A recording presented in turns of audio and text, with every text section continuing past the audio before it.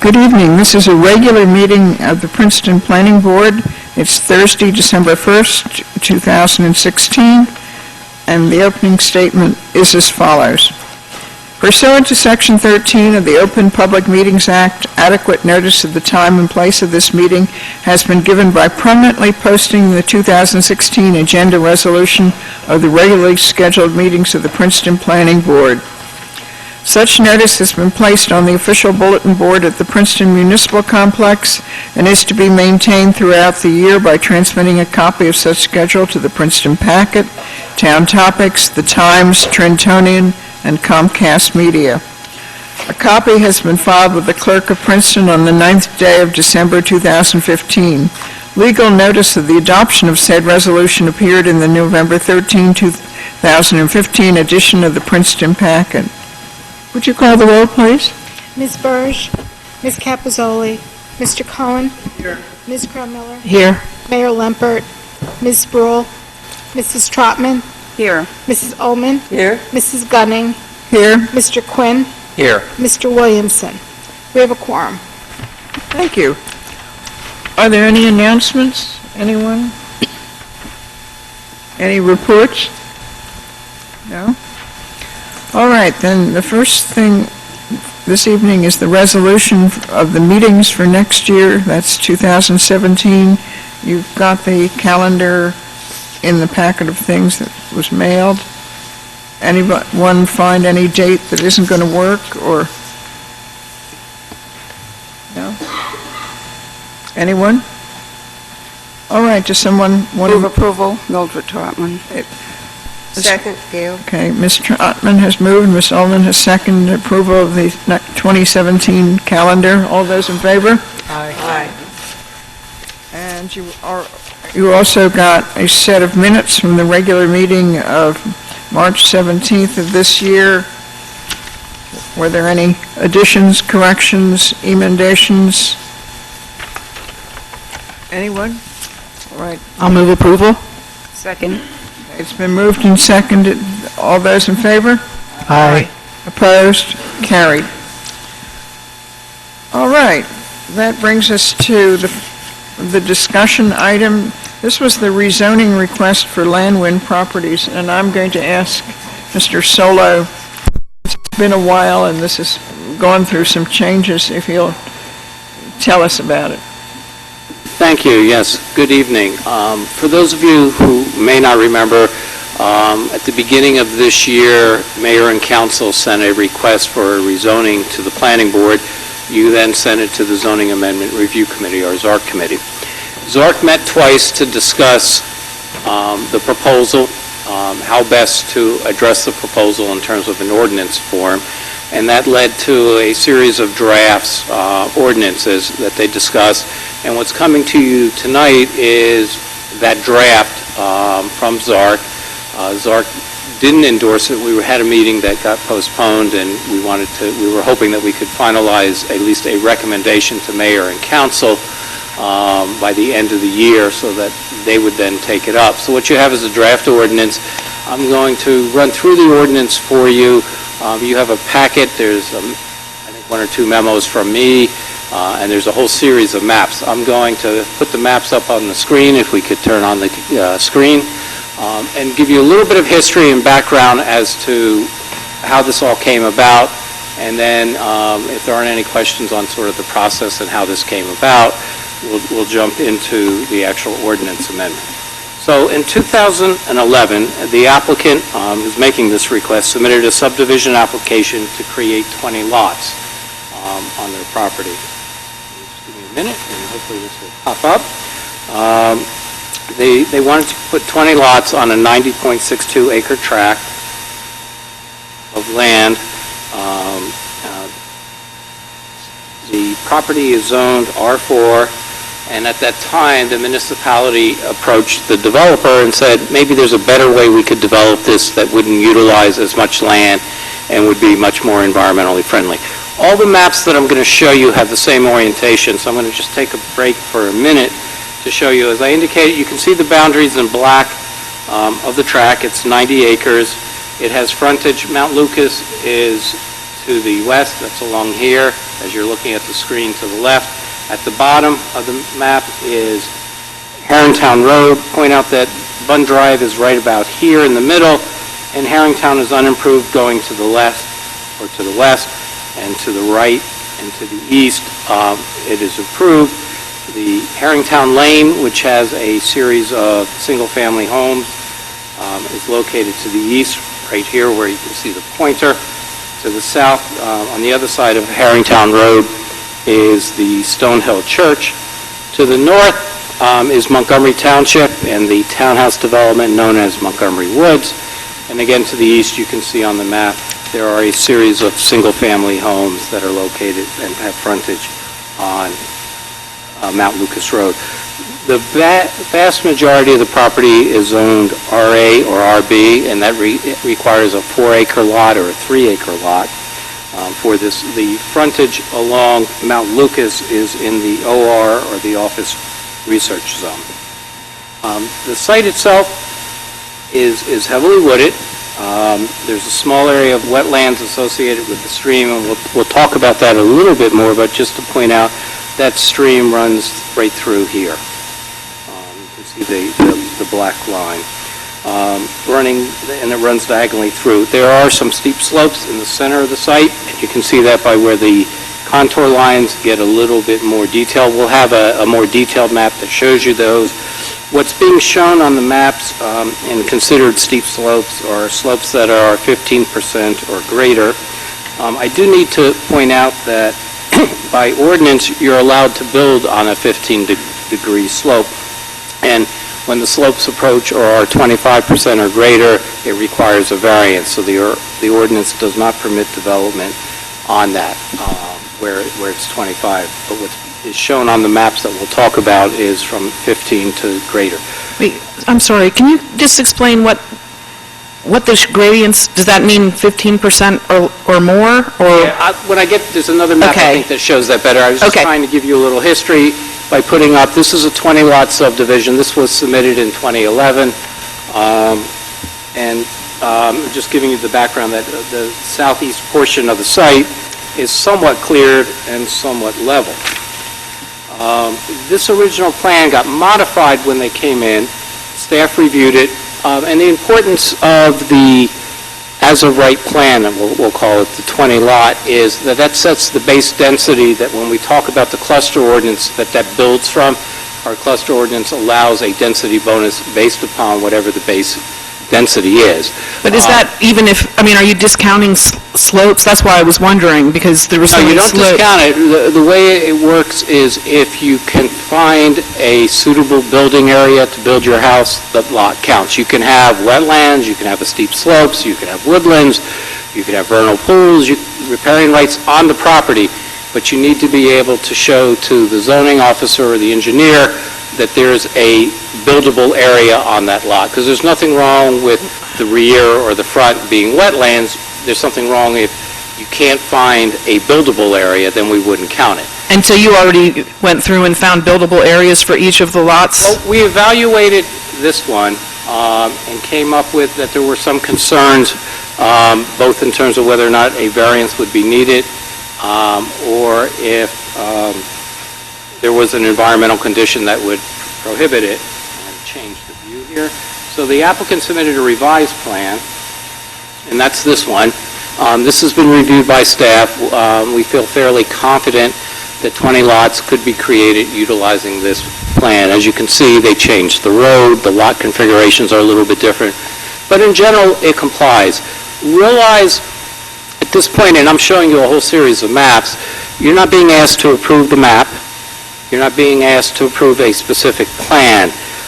These were all provided by the applicant to show you that there's a reasonable likelihood that what they want to propose and what you're seeing could be built, but things could change. They could come in tomorrow with a different 20-lot plan configuration, and we would have to review it as part of a subdivision plan. But it seems like the 20%, the number of lots is a crucial assumption. That's right? It is, but again, you're not approving that the developer, in this case, will be taking on whatever risk there is. If we find, when we go into a more detailed review and they submit a formal application that they only get 19, that's the base. At this point, from our review, we believe 20 lots is a reasonable number. So we're working with that assumption. The developer he's aware that if somebody wanted to challenge that, or if we found something that changed the condition. You may remember, Jenny, when ZARC was reviewing this, one of the issues was the wetland LOI, the letter of interpretation, was running out, and we wanted to know whether that was going to change. I'll talk about that, but they did get a updated LOI, letter of interpretation from NJDP. The wetlands did change a little bit. They did change, and we'll get into that, their 30-lot plan because of that. So, and things could change again. Again, that's why I have to emphasize, you're not reviewing a set plan. You're reviewing what we're putting before you is a modification to the cluster ordinance. I'm getting a little bit ahead. That would apply in the municipality. I have to tell you, there's probably one other site, that's Yasna Polana, where this may also apply. But it seemed that when we talk about what it is we're doing, and in this case, I'm jumping ahead, but we're going to be, as you all know, we're providing a density bonus for affordable housing.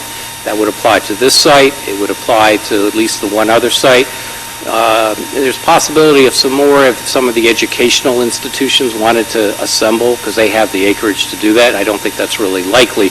But this is an amendment to the cluster, so it would apply to other properties that meet. And when we talk about the ordinance, you'll see how we built in that there's only very few properties that it would apply to, because we're doing this for the larger scale.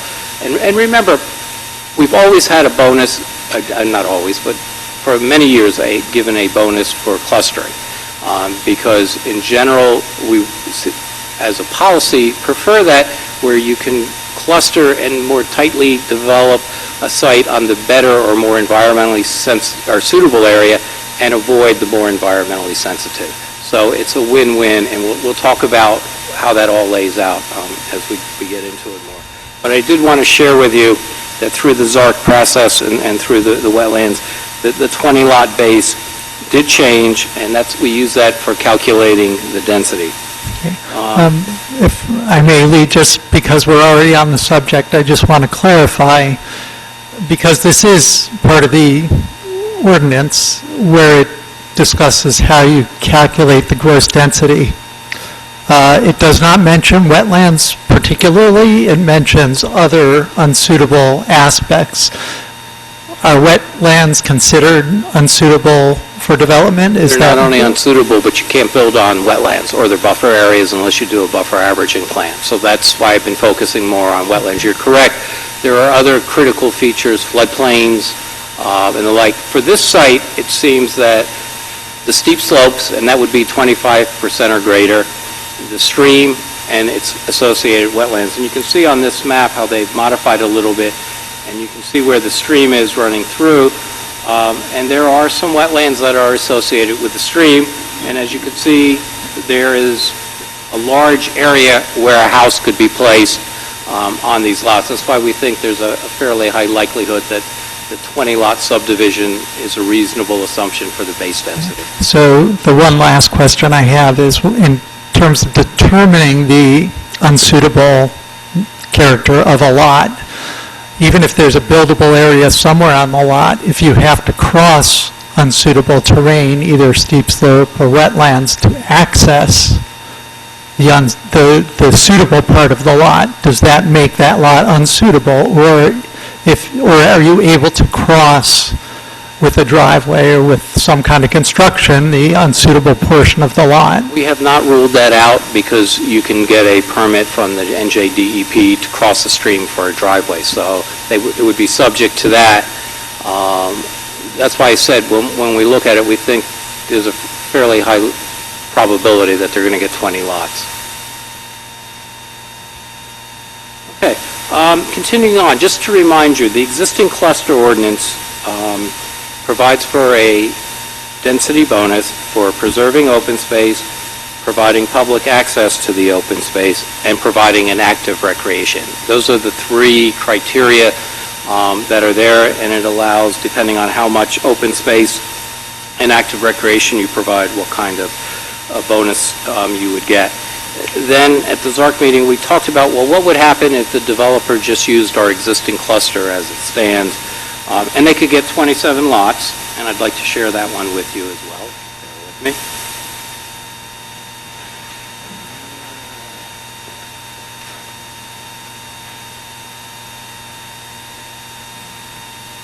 Make it a little bit larger. It's a little hard to see. So this is their initial 27 lot that they could build as a right using the existing cluster. As you can see, the majority of the development is located in that southeast corner of the lot that we've talked about, where the land is most suitably done. The streams, are far removed. The steeper slopes are located in this general area. And then what they've shown you is how they would provide walking trails. Off of Mount Lucas, there's an active recreation area, and that they would then make that available to the public as well, so that they felt, in reviewing it, staff agreed, they would meet the criteria, at least at this level, to have a 27-lot cluster development under our existing. Now, when the applicant came to council, he said the existing cluster didn't really work for them, that the density in terms of a 4-acre larger lot and the smaller lot that you get with the cluster, but that they felt that they needed at least 30 lots in order to make this economically viable for them. And they also offered at that time to preserve over 60% of the site, and that they would dedicate 3 acres of future affordable housing to the town, for the town to decide what to do with on those 3 acres, but use it for affordable housing. And that they would increase the buffer, which is not shown on this as of right plan, from the 40 feet that's required in the cluster ordinance to 100 feet.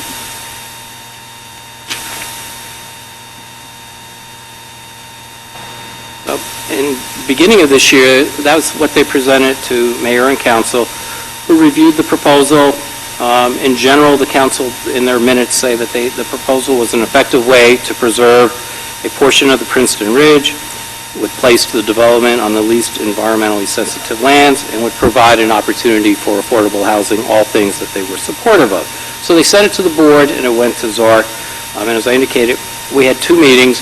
We discussed the site, we discussed the ordinance, we discussed, leave the map on, or the overhead on, because we're going to put some more maps up. And that they were going to review it.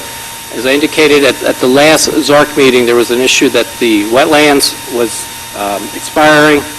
The wetlands have been reviewed by the state, and they changed, and we now have a slightly revised cluster plan, which I'm going to put up in a moment and share with you, and we'll probably leave this one up.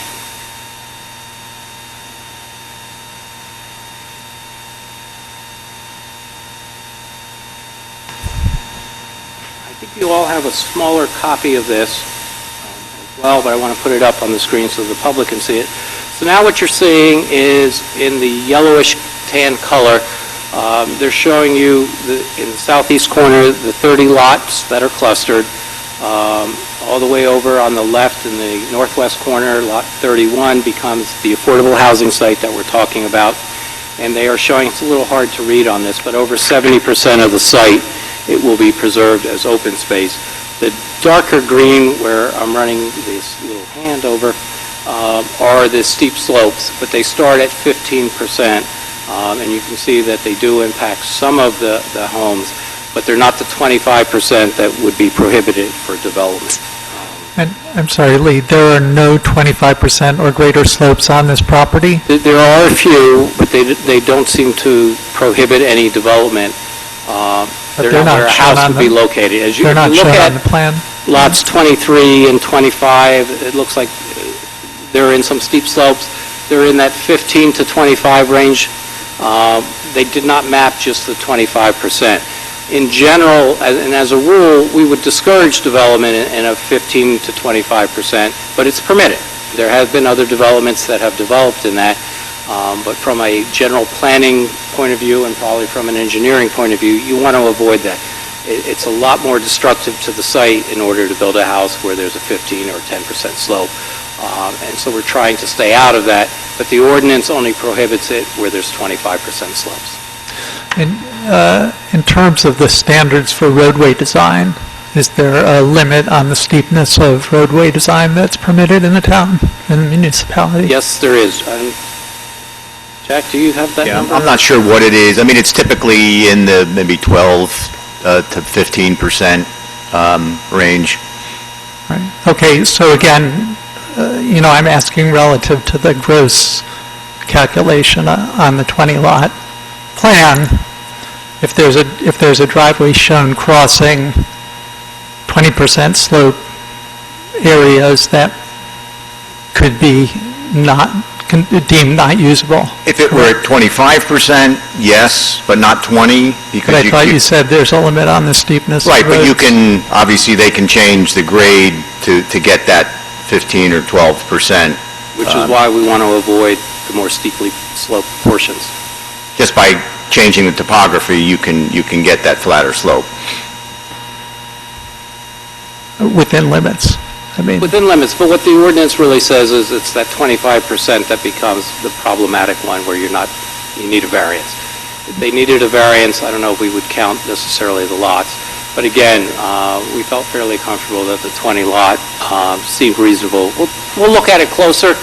You're not being asked to approve this. We are not approving a 30 lot cluster tonight. Township committee, or excuse me, it's no longer a committee. Mayor and council are not approving a 30 lot cluster. They're going I'm just to- trying to understand the ordinance. Yeah. And again, as we said in the report, this plan is illustrative. It may not be what comes back, but it's there. It does obtain many of the original goals that we had when we started out, which was to place the development on the most environmentally suitable land, to preserve 60% of the site. We're at 74.4%. It provides 3 acres for a future affordable housing site, and it permits the 30 new residential lots that the developer indicated he needed in order to participate or to utilize this bonus feature. What I'd like to do, if there aren't any more questions on the site or the history, is turn to the ordinance. Mildred? Lee, could I just ask, this is an active stream that's shown on here. It's not just a Yes. swale of some sort. And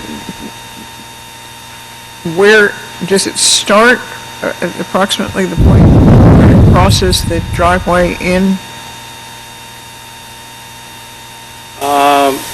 Or it has 2 or 3 sources up in that area? Yeah, I'm not certain of the source itself. I just know that it runs diagonally through, and there are some wetlands. I haven't walked the entire length of the stream. But the cluster shown would not encroach on this stream in any way, even at the headwaters? I don't know, maybe the applicant can answer that when we get to them, but I don't believe that that's a problem.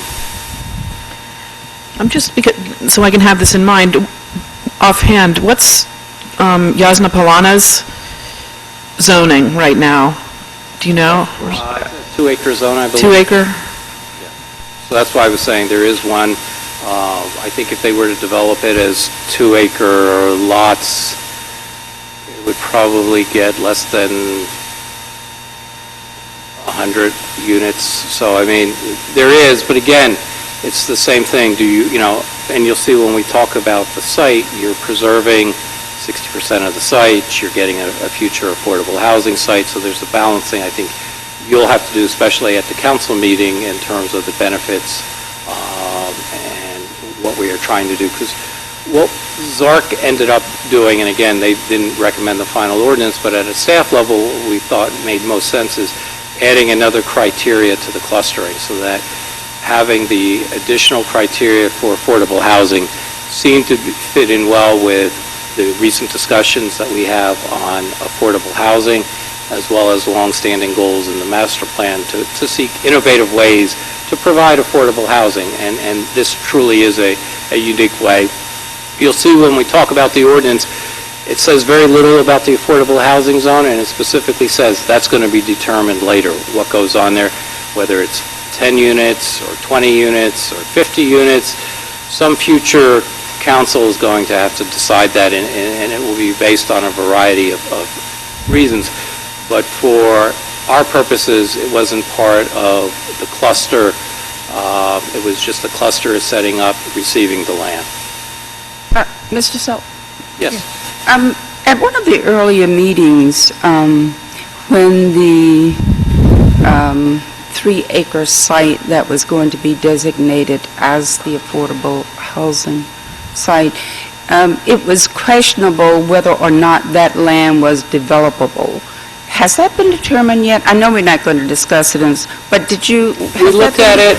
It does have, towards the back, some wetlands.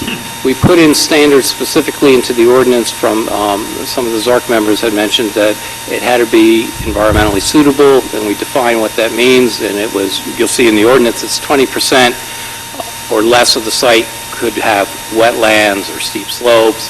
It has to, there's an existing structure on it. We put in that has to be removed, and a few other things. So we were building in, not only for this site, but any other site, if there is a developer who wants to take advantage of it, that the land we get is developable. It's, in terms of the credit for affordable housing, is there some minimum size of the lot, the affordable housing lot that's in the ordinance? I was looking for that. It starts at a minimum of an acre, right? You get the bonus for above an acre. I think is how it's worded. Why don't I run through it, and maybe some of those questions will get answered. Because what we did is, again, we built on the existing ordinance, and what you have is a draft that goes back to August 3 of 2016. And we gave you the entire ordinance. Underlined is the new material. Anything that was being removed, we did in a strikeout. And the first page or two, minimal changes, changing township to municipality, adding that something on affordable housing. If you get to page 4 is the first substantive change. And if you look at G, we define affordable housing, which is the definition from COA, so that when we talk about affordable housing, everybody knows what it is we're talking about. And then the real standards begin at the bottom of page 4, but really flip over to page 5. It's 191.2B, which is the cluster density bonus.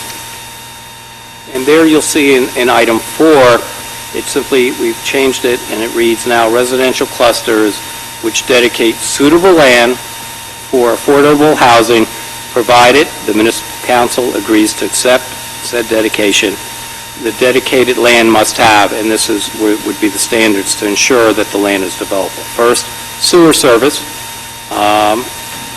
frontage on an existing or proposed road, and then no more than 20% in steep slopes, defined as slopes greater than 15%. Wetlands, wetland buffers, wetland transition areas, as shown on an approved letter of interpretation, flood hazard areas, and riparian areas. And then finally, in 4, we added all structures should be removed and be free of any environmental hazards. So we think with those as safeguards, we're fairly assured that the site will be developable.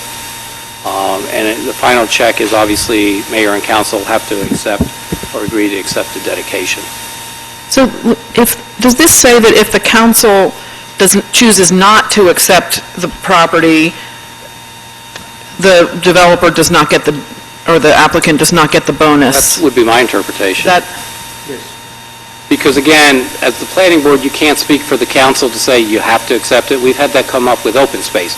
Is it going to be public or private?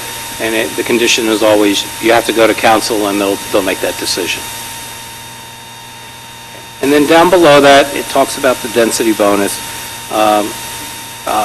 We added language that the housing units to be constructed in the dedicated affordable housing site are not subject to the provisions of the residential cluster. So that 3-acre will need its own zone.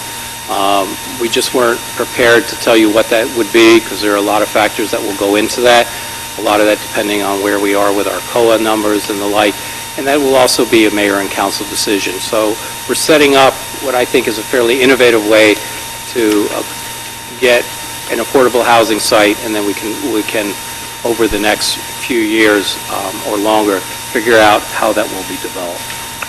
Then well, at the you know, bottom, it might be useful, just especially when the council comes to deciding this, to give us some kind of ballpark on how many units could be put there under, under which kind of development. I mean, obviously, it would be affordable housing is almost always multifamily. right. It's hard to say, Jenny, because it depends on what type of development you want, if it's townhouses or apartments or a combination of the two. The development just to the north in Montgomery is at 7 units an acre, so let's use that as an example. So Well, that's the kind of thing I'm looking for. yeah, you would have 21 units, and if you drive through Montgomery Woods, you can get a sense in terms of the density. Other places in town, Merriworth, Stanworth is at 14 units an acre, and if you did the math, so you're talking 42 units. So that's why I said it's hard to say how many, and we don't know whether you would want to do this as a 20% set-aside and sell the property to somebody, if the town wants to develop it or partner with some nonprofit and build 100% or 50% affordable. So there's a lot more work in figuring out what to do with the affordable units. What, from a staff perspective, was important was getting the land, because we often have trouble finding suitable sites to provide affordable housing.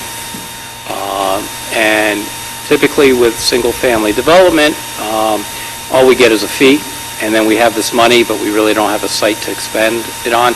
We use it for rehab or buying down mortgages, and we thought this is a pretty good way to acquire a future site for the community for affordable housing.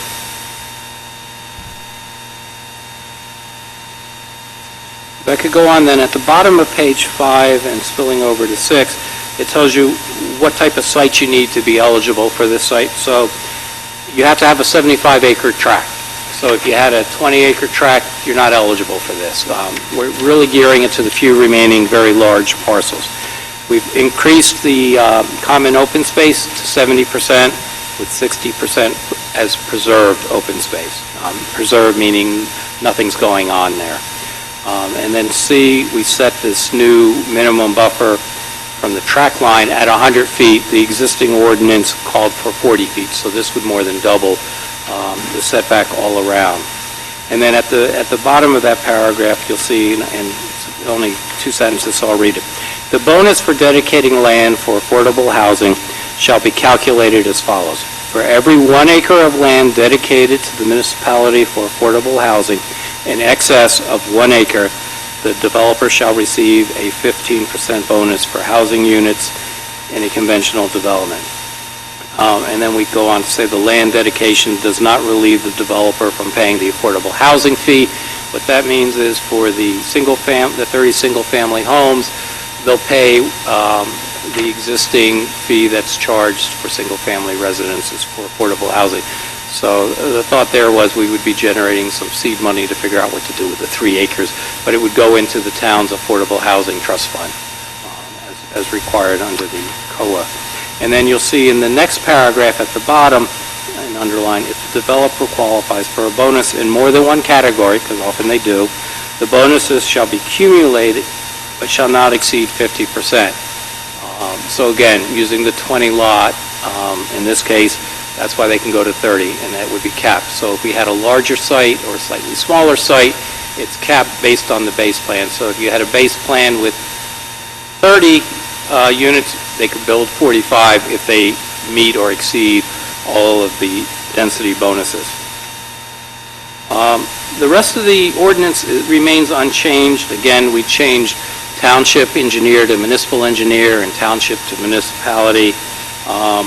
But that's really the meat of it. We felt the best way to address this request of increasing the number of units in the cluster ordinance was to provide this new category for affordable housing. It seemed to fit in well with our existing master plan and our housing element and our future plans, and then cap it at the 50%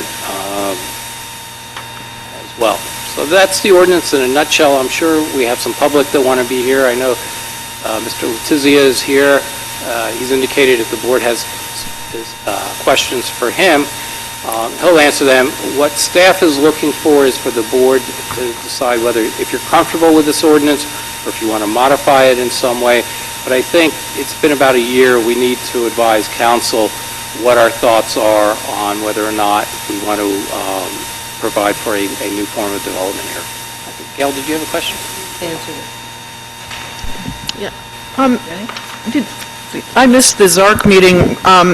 Did you discuss, on page 3, the multifamily structures being only a minimum of only 20%?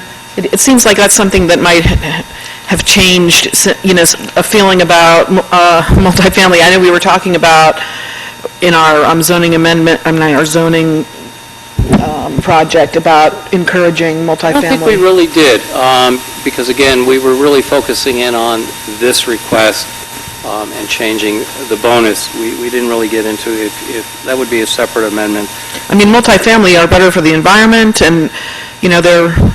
It allows, it's a balancing act again, as most zoning and planning end up being.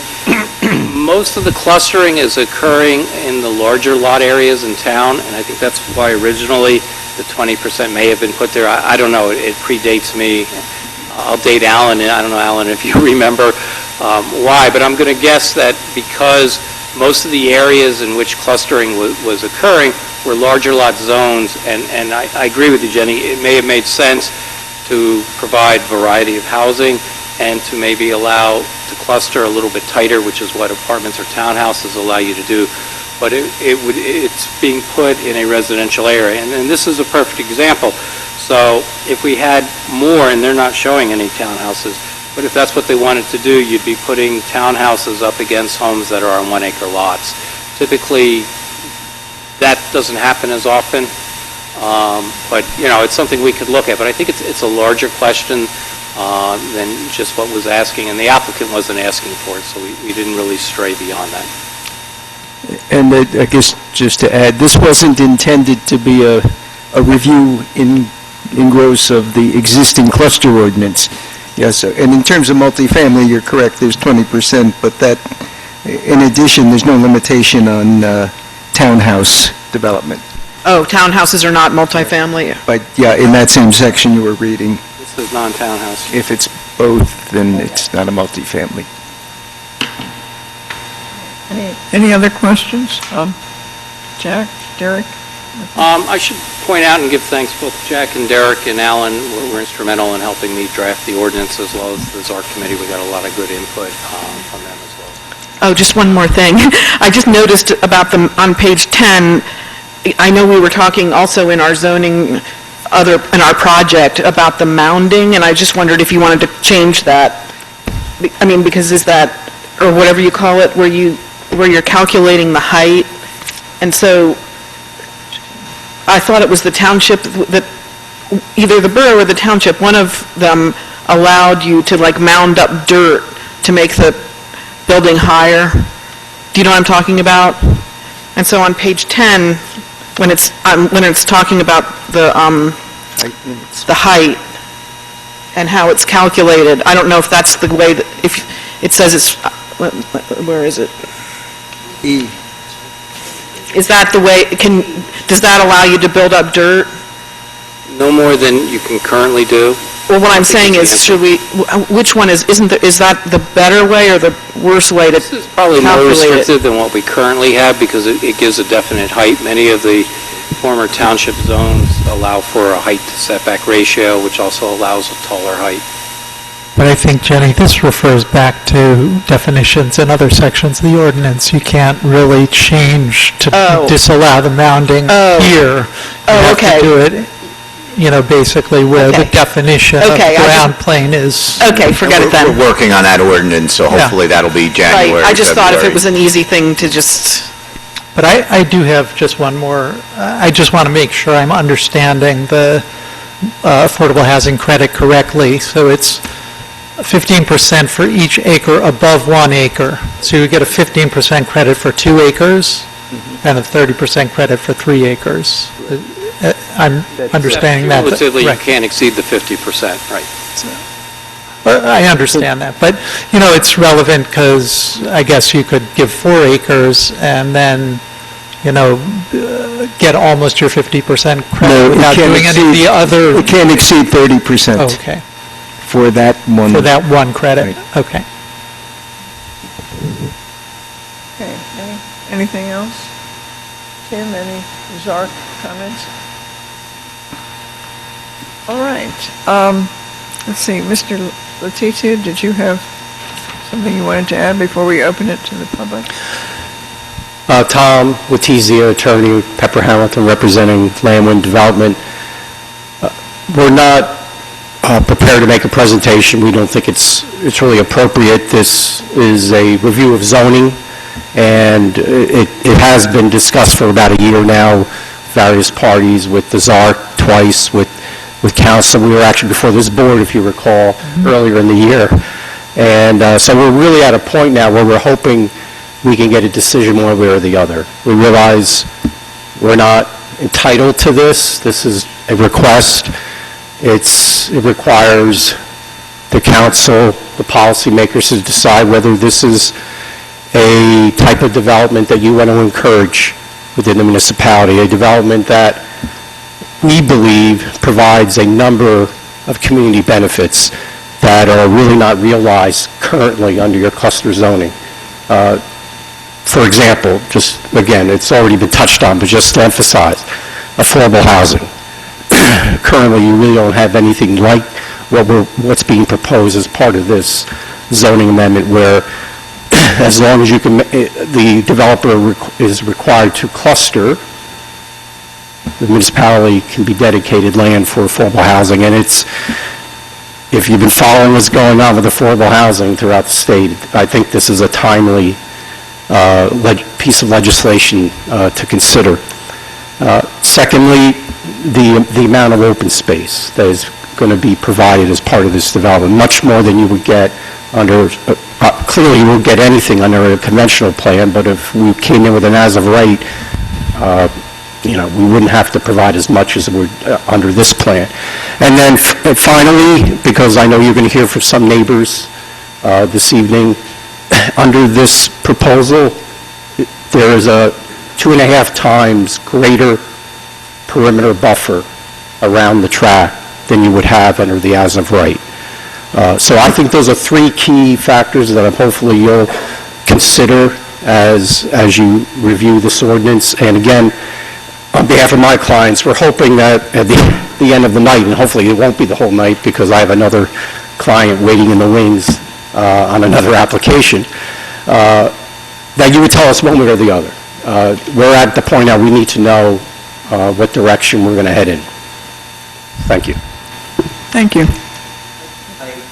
I did have a question for our professionals. What the impact on infrastructure of cluster versus the as-of-right proposal? The roads, the length of roads is shorter, so if you're dealing with, assuming that they're public roads, that snow plowing and just general maintenance over the years would be less. And sewer connections would, well, sewer's separate.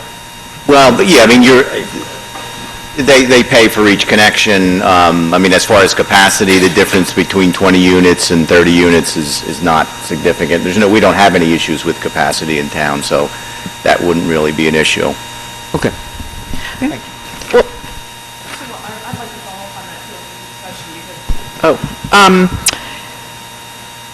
What about driveways and connections? I mean, with building, I guess, is it 30 units, or is it 29? I keep forgetting, versus 20. I mean, are you saying the infrastructure is cheaper, even if it's 20 The public versus 30? infrastructure, which would be the streets, Right. is less. So even though it's only 20, you think just because it's shorter, even though it's 30, the shorter but 30 houses are cheaper in the end than 20? Not looking at the cost to build, but looking at the cost to maintain over the years. If you're maintaining, I don't know what the length is, but a half a mile of road versus a mile of road, obviously it's cheaper over time. So, but the other things, once you build them, they're there. Right, It's not, I mean, the no developer's going to savings. build 30 driveways instead of 20 driveways, Yeah, whatever so the it's case just the may be. road cost. It's really the long-term maintenance of the road. Of the road. Okay. Okay. There are no more questions. Let me open it to the public. Should remind everybody that we do have another application this evening, and could I see a show of hands, how many of you came to speak to this application? Okay. I'm going to say that we'll put the 3-minute rule in again, and I'd really like to hear from some of the people who haven't spoken at other meetings on this, so if time runs out, perhaps we'll just take them. So why don't you come forward, follow one another, and be... No. Give us your name. Good evening. Do you want to give us your name and address when you get that adjusted? Sure. Good evening. My name is Mike. It is on. Not on. You break it, you own it? You replace it. Is it working? All right. Sure. Thank you. Good evening. My name is Mike Pissarro. I'm the Policy Director for the Stony Brook Millstone Watershed Association. I'd like to thank you for this opportunity to speak on this ordinance. And in general, this watershed supports clustering. Sure, I'm sorry. In general, we support clustering. We support this ordinance. We think it provides a myriad of benefits to the community and to the environment. Not necessarily particularly supporting any particular plan, but the idea of clustering. Clustering leaves a large portion of a property undeveloped as open space. Clustering consolidates impervious cover, which leaves open space and provides a greater opportunity for that land to absorb pollutants, rainwater, and reducing flooding and water pollution. It maintains environmental resources, trees, wetlands, streams. It reduces the infrastructure, which reduces impervious cover. As Mr. Cohen noted, though, the ordinance as proposed and as currently existed doesn't really specifically mention wetlands as being one of those resources that does not count. So I would recommend that to be specifically added. I think the ordinance very clearly discounts environmental resources as part of the buildable area for a density bonus, but I think it could be even clearer by providing examples and also making sure that the lot is really buildable and not just a concept. For example, under the current... Sure. Thanks. So under the current flood hazard rules, if a subdivision occurs now and you could build a house on it without incurring into the riparian zone and the stream buffer, but after the subdivision, you now are building two houses but need to incur into the riparian zone, the rules wouldn't allow it, but I wanted to make sure the ordinance and the way the township, municipality interprets it doesn't ignore those facts. And then just lastly, question, when you're looking at the amount of open space that's being dedicated, that a stormwater management basin isn't considered part of the open space. The concept plan sort of has that in the open space, so I just wanted to make sure that that is a factor that is not going into the calculations of open space, because that is a necessity, that is an infrastructure that the development requires. And so to get a benefit of open space and to sort of have that double counted doesn't seem to really give the benefits that the cluster ordinance seems to be requiring of the township. But I'd like to thank you for this opportunity, and we support. Can I ask you a question? Sure. Because when I looked at this plan, this is the underlying zoning is 4 acres, which is huge. And it seems, when I look at this, it seems to me like the cluster plan is actually going to be more disruptive of the environment, because all of those lots are probably going to have grass, they're going to be all landscaped, whereas and there's going to be 30 of them, whereas the 4-acre zone, usually people put a house on there and they don't even try. If you look at in Princeton and in those huge 4-acre lots, most of the people leave their property natural, and so that seems like it might be less environmentally impactful. I just wondered what your opinion on that is. That's why I say, I'm not endorsing a particular development plan. Clustering in general is better, especially... Even in 4-acre zoning versus half-acre? Well, as the township, I keep doing that, municipal professionals mentioned, you have a bunch of public infrastructure that needs to go in there, whether it be water, sewer, streets, there's that.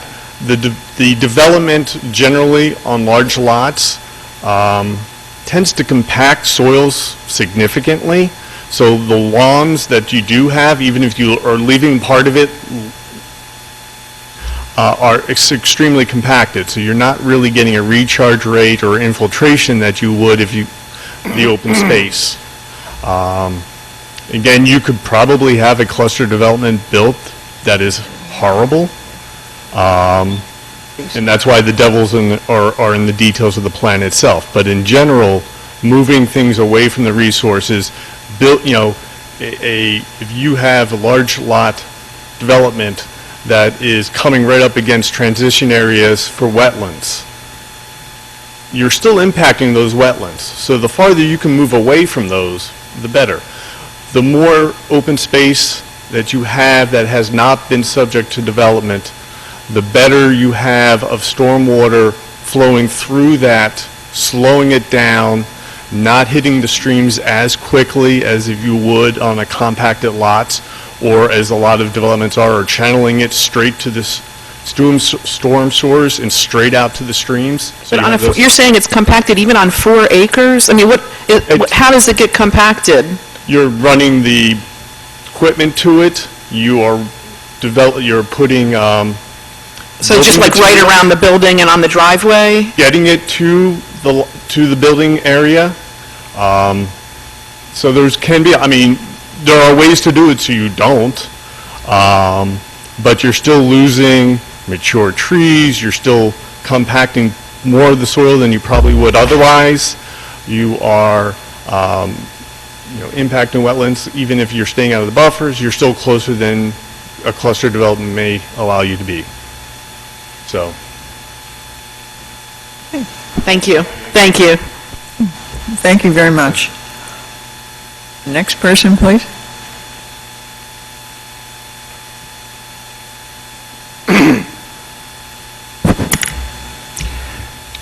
Wendy Mager. I live on Cherry Hill Road in Princeton. I'm the president of Friends of Princeton Open Space. Friends of Princeton Open Space and the Environmental Commission have jointly submitted a statement in support of this modification of the cluster ordinance.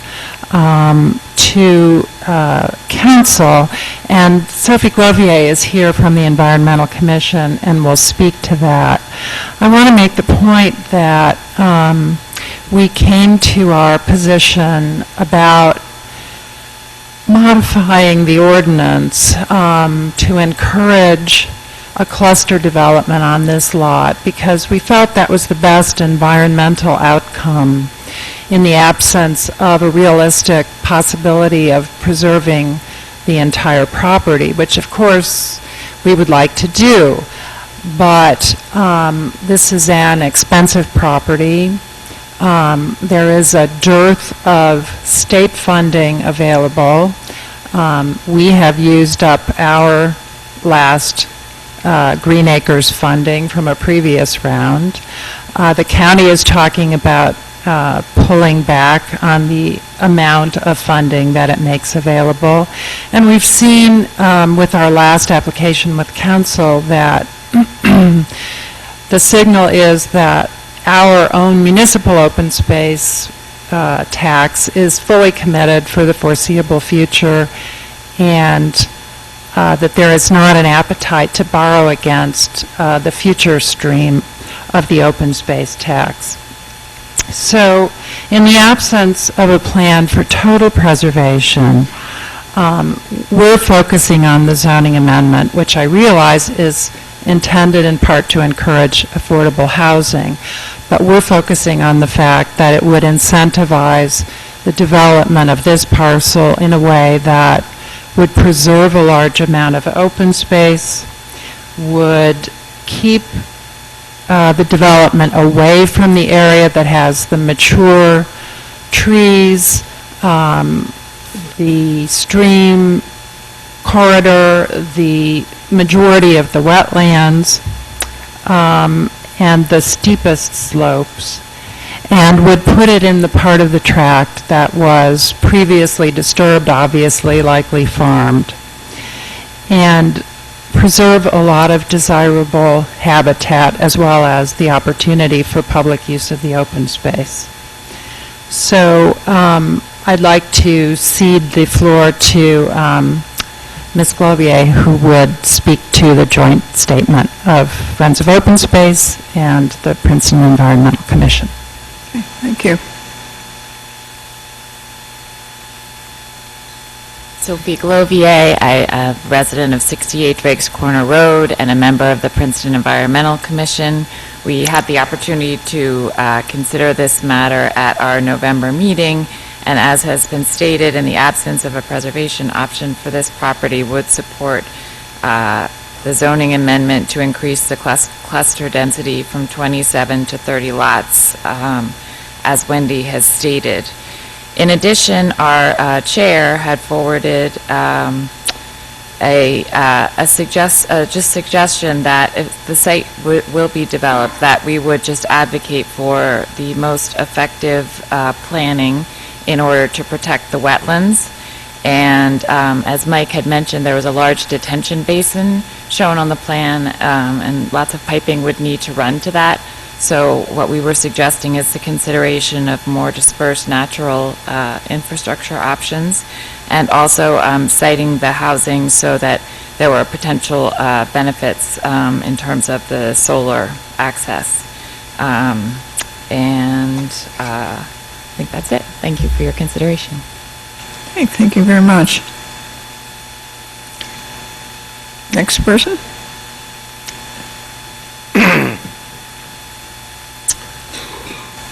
Hello. My name is Stephen Jordan, and my wife Marilyn and I live on Herrontown Lane, where we've raised our two children while teaching at the university and at the public schools. We've been engaged in many local activities. I was a long-time Boy Scout leader, and I was also a long-time coach for youth baseball. Our primary concern is that the proposed new cluster development is just too close to the existing residential neighborhood. If the present design would, the present design would change the whole nature of the neighborhood. It would cause conflict regarding noise, privacy, water runoff, and aesthetics. It would completely change the nature of the neighborhood. We're certainly not in favor of a zoning change to allow even more units if they keep the existing setback of only 100 feet. If they could increase the setback to 300 feet, then the plan's so modified, then I think most of us would drop our objections. But with either 27 or 30 units, we're strongly opposed to an existing setback of only 100 feet. And we understand the reasons why they want to do this, why they want to cram the cluster right up against the property line. It was talked about here tonight. The land's more level and would more likely reduce their costs. However, we think this is very short-sighted for the city of Princeton. Both the new residents and the existing ones on Herrontown Lane would have our neighborhoods compromised in a way that would probably never be undone. Now, my wife and I plan to keep living on Herrontown Lane, and we want to be able to enjoy it with our friends, neighbors, children, and grandchildren. But can we make responsible choices in developing this beautiful piece of property that we're all happy with? Thank you. Thank you.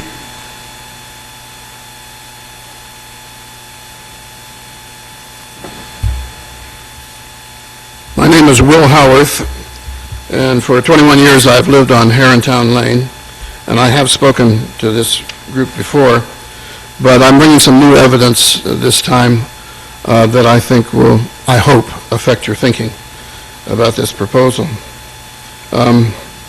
I've taught at Princeton University for 51 years, and my field of study is environmental history. Essentially, my wife and I are both historians, and we read old newspapers for a living. And we did that in this case. And we want to bring before you 2 or 3 important historical events that have never been alluded to in these discussions. We don't get earthquakes in New Jersey very often, but we had one in 2012. All the wetland maps that you're looking at are 5 to 6 years old. They go back to 2011. The earthquake was in 2012, and we have noticed considerable changes in the amount of water that is coming to the surface. Today, we are actually rebuilding the foundation of our basement because it is soaking wet from water that is seeping in. We had to replace our road 2 years ago at a cost of $70,000 because ours is a private road. And the contractors that worked on that road lifted up the old asphalt and saw water seeping up. There are vernal pools all over this area, especially where they think they want to build. So there's that. There's been no really thorough hydrological survey of this land at all. The second important point, maybe even more important, the yellow area where you see all the houses and they're clustered right over against Herrontown Lane. Well, for years and years and years, that was a working farm. It's the flat land, the only flat land in that area. Since the late 1960s, it was a poultry operation, and they also raised corn and soybeans. And they alternated those crops year after year.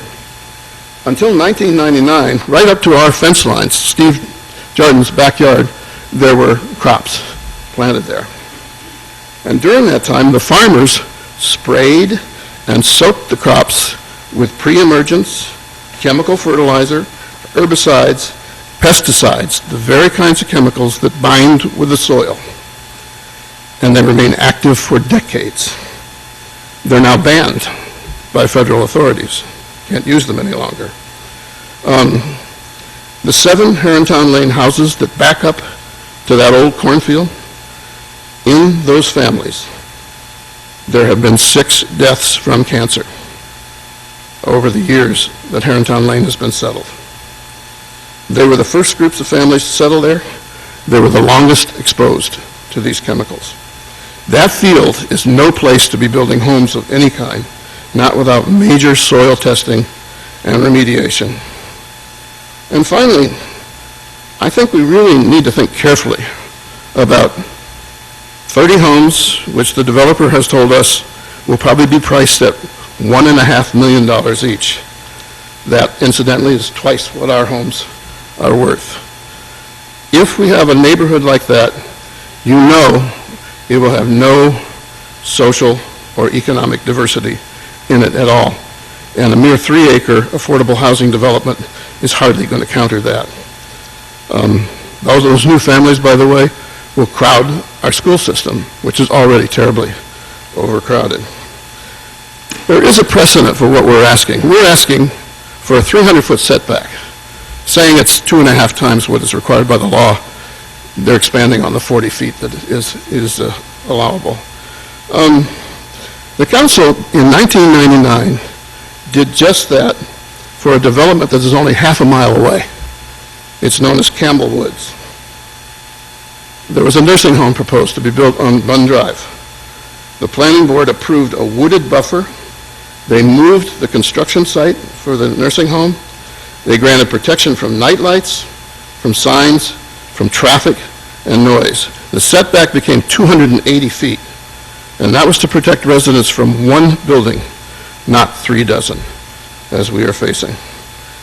If you want to build yet another neighborhood for millionaires, you can do it, but we are urging you strongly to either return the zoning to the original 4-acre, which they've not been able to build on for 45 years, or come up with some more reasonable plan that gives us a decent setback. We've been at 5 of these meetings, and this drawing has not changed 1 iota. And the developer is not going to do anything unless you tell them to do it. Thank you. Thank you.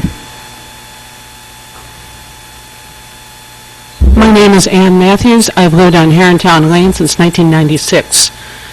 We, the nearest neighbors who know this land the best, ask you to say no to this latest scheme. Why? 4 reasons. Reason 1, the proper reviews have not taken place. Last month, I sought advice from the U.S. Fish and Wildlife Service because over 24 threatened and endangered species are clearly living on both the Landwind Tract and the Herrontown Lane Association's adjoining private open space. The Fish and Wildlife people said, great, but you know, the threatened and endangered unit of the DEP never saw Landwind's current application, which is a real problem since, quote, the presence of these species should be a red flag to the DEP, unquote. For that reason alone, this rezoning application really should not be allowed to proceed. Reason 2 to reject it is the water problem. This is a very serious matter. The wetlands map submitted by Landwind is nearly 7 years out of date, as Will said. Since then, the water table in our section of Mount Lucas has become notably unstable. Herrontown Lane owners are being required by our insurance companies to put in sump pumps. We have standing water in our yards. We had to put in a whole new road at our expense due to water, as Will said, rising strongly up from below, which in 40 years has never happened before. If you allow this rezoning, there is an urgent need for major water remediation by the developer or by the town. 40 years ago, runoff from a hilltop housing site might have been acceptable because aerial photos from that time show that there was nothing around except mostly fields and mostly woodlands. But today, several thousand people live in the path of runoff from this property. Detention basins simply won't cut it, and lots of rock blasting through the gigantic boulder field that lies just under the surface, as the Stone Church people discovered to their sorrow. Now, the whole 90 acres may be well worth preserving as public green space, as the master plan has urged for the last quarter century, once you clean up the industrial leavings and the pesticides, of course. But this property is not appropriate even for cluster development, especially not along the property's eastern end, adjacent to Herrontown Lane, where the rare old-growth forest and the endangered species habitat are concentrated. Reason 3 is that the proposed rezoning will permanently and gravely damage us, the nearest neighbors, in terms of quiet enjoyment and privacy, and for that reason, we must, if the current zoning is not upheld, we must have that 300-foot setback, a heavily treed barrier, light and noise control, and runoff remediation. You did that for Campbell Woods. Please do it for us. Finally, reason number 4 why we ask you to keep the current zoning is the human aspect. For years, I lived in this town as a single, low-income person without a car. It was exhausting, it was inconvenient, it was costly. And I was at the corner of Witherspoon and Spring Street. Easy access to the life of the town made up for a lot.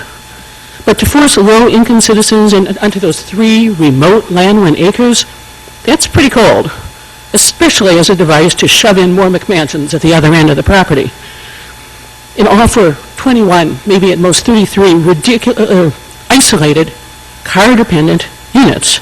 It's a ridiculously small number. The 4 acres at the end of McCaffrey's parking lot would give you 44 units perfectly placed. And the Housing Committee's excellent recent report pinpointed many potential affordable housing sites in Princeton, places where residents would feel welcome and included in our community. But to warehouse on these 3 Landwin acres, in simple decency, no. This is a zoning problem that needs more time, more thought, more research, more care, more public discussion, more transparency, more alternatives. It's better for the land. It's better for the neighbors. It's better for Princeton, all of Princeton. Until a wiser solution appears, let the current zoning stand. Thank you. Thank you. Anyone else? No? Sure? All right, let me close the public portion then.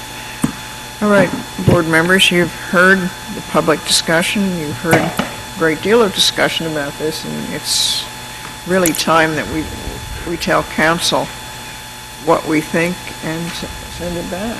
So, I just had a quick question for Lee on the history of the setback or the buffer zone, because the neighbors were alluding to the fact that the plans haven't changed, but my understanding with the earlier discussion was that since the neighbors first expressed concerns in earlier hearings, that buffer has been increased from the 40 feet to the 100. Can you confirm or? Right. There were a variety of plans submitted. At one point, the developer had a 25-foot buffer. Another point, there was 50-foot, and the most recent ones have been at 100 feet. So there has been some movement on that. There has been some change in the lot configurations based on the wetlands and the configuration for the affordable housing site as well. Ms. Ullman? Yeah, well, this is not a site plan review. We're talking about an ordinance. And some of my colleagues who are detailed-oriented have raised really, I think, good questions. My view is the somewhat broader one of making the best of a situation that's rather complicated. And frankly, I think this ordinance does that. It gives the applicant who has a right to build on his land within the zoning the right to do that in a way that seems whoever the applicant was and whatever the land would be, that we can argue about that at the time we consider the site plan. But I do think that it preserves a sizable portion of the land, and that's right in line with our master plan. And it provides us with a future site for affordable housing, which is also right inside with our master plan. And our master plan is designed to create a benefit to the entire community, not just the neighborhood or even just the zone. And I have to say, I think this ordinance as revised, and I don't know about the wetland provisions that were suggested, but I think it does that, and I certainly, for one, feel quite comfortable with it in its current state. Jenny? Is the buffer part of the ordinance, though? I mean, maybe we should discuss that, because I'd like to increase the buffer to, 250 feet or something, similar to the other one that the people mentioned from Campbell Woods. I don't know how other people feel about increasing the buffer. Jenny, if I could just, in fairness, as I understood what they were talking about, the buffer for Campbell Woods, that was for, I think it's a 2 or 3 story nursing home up against a residential, which is a little bit different than this. This is half-acre lots against 1-acre lots. Just to put it in Okay, thank you. Go ahead and have your discussion. Yeah, no, thank you, that's good. In fairness to But I mean, everybody, even before I heard that, I was... And Campbell Woods was a use variance. I mean, so there was no buffer put in by council or the planning board. It went to the zoning board. Okay. I still want to put increasing the buffer on the table with the other planning board members.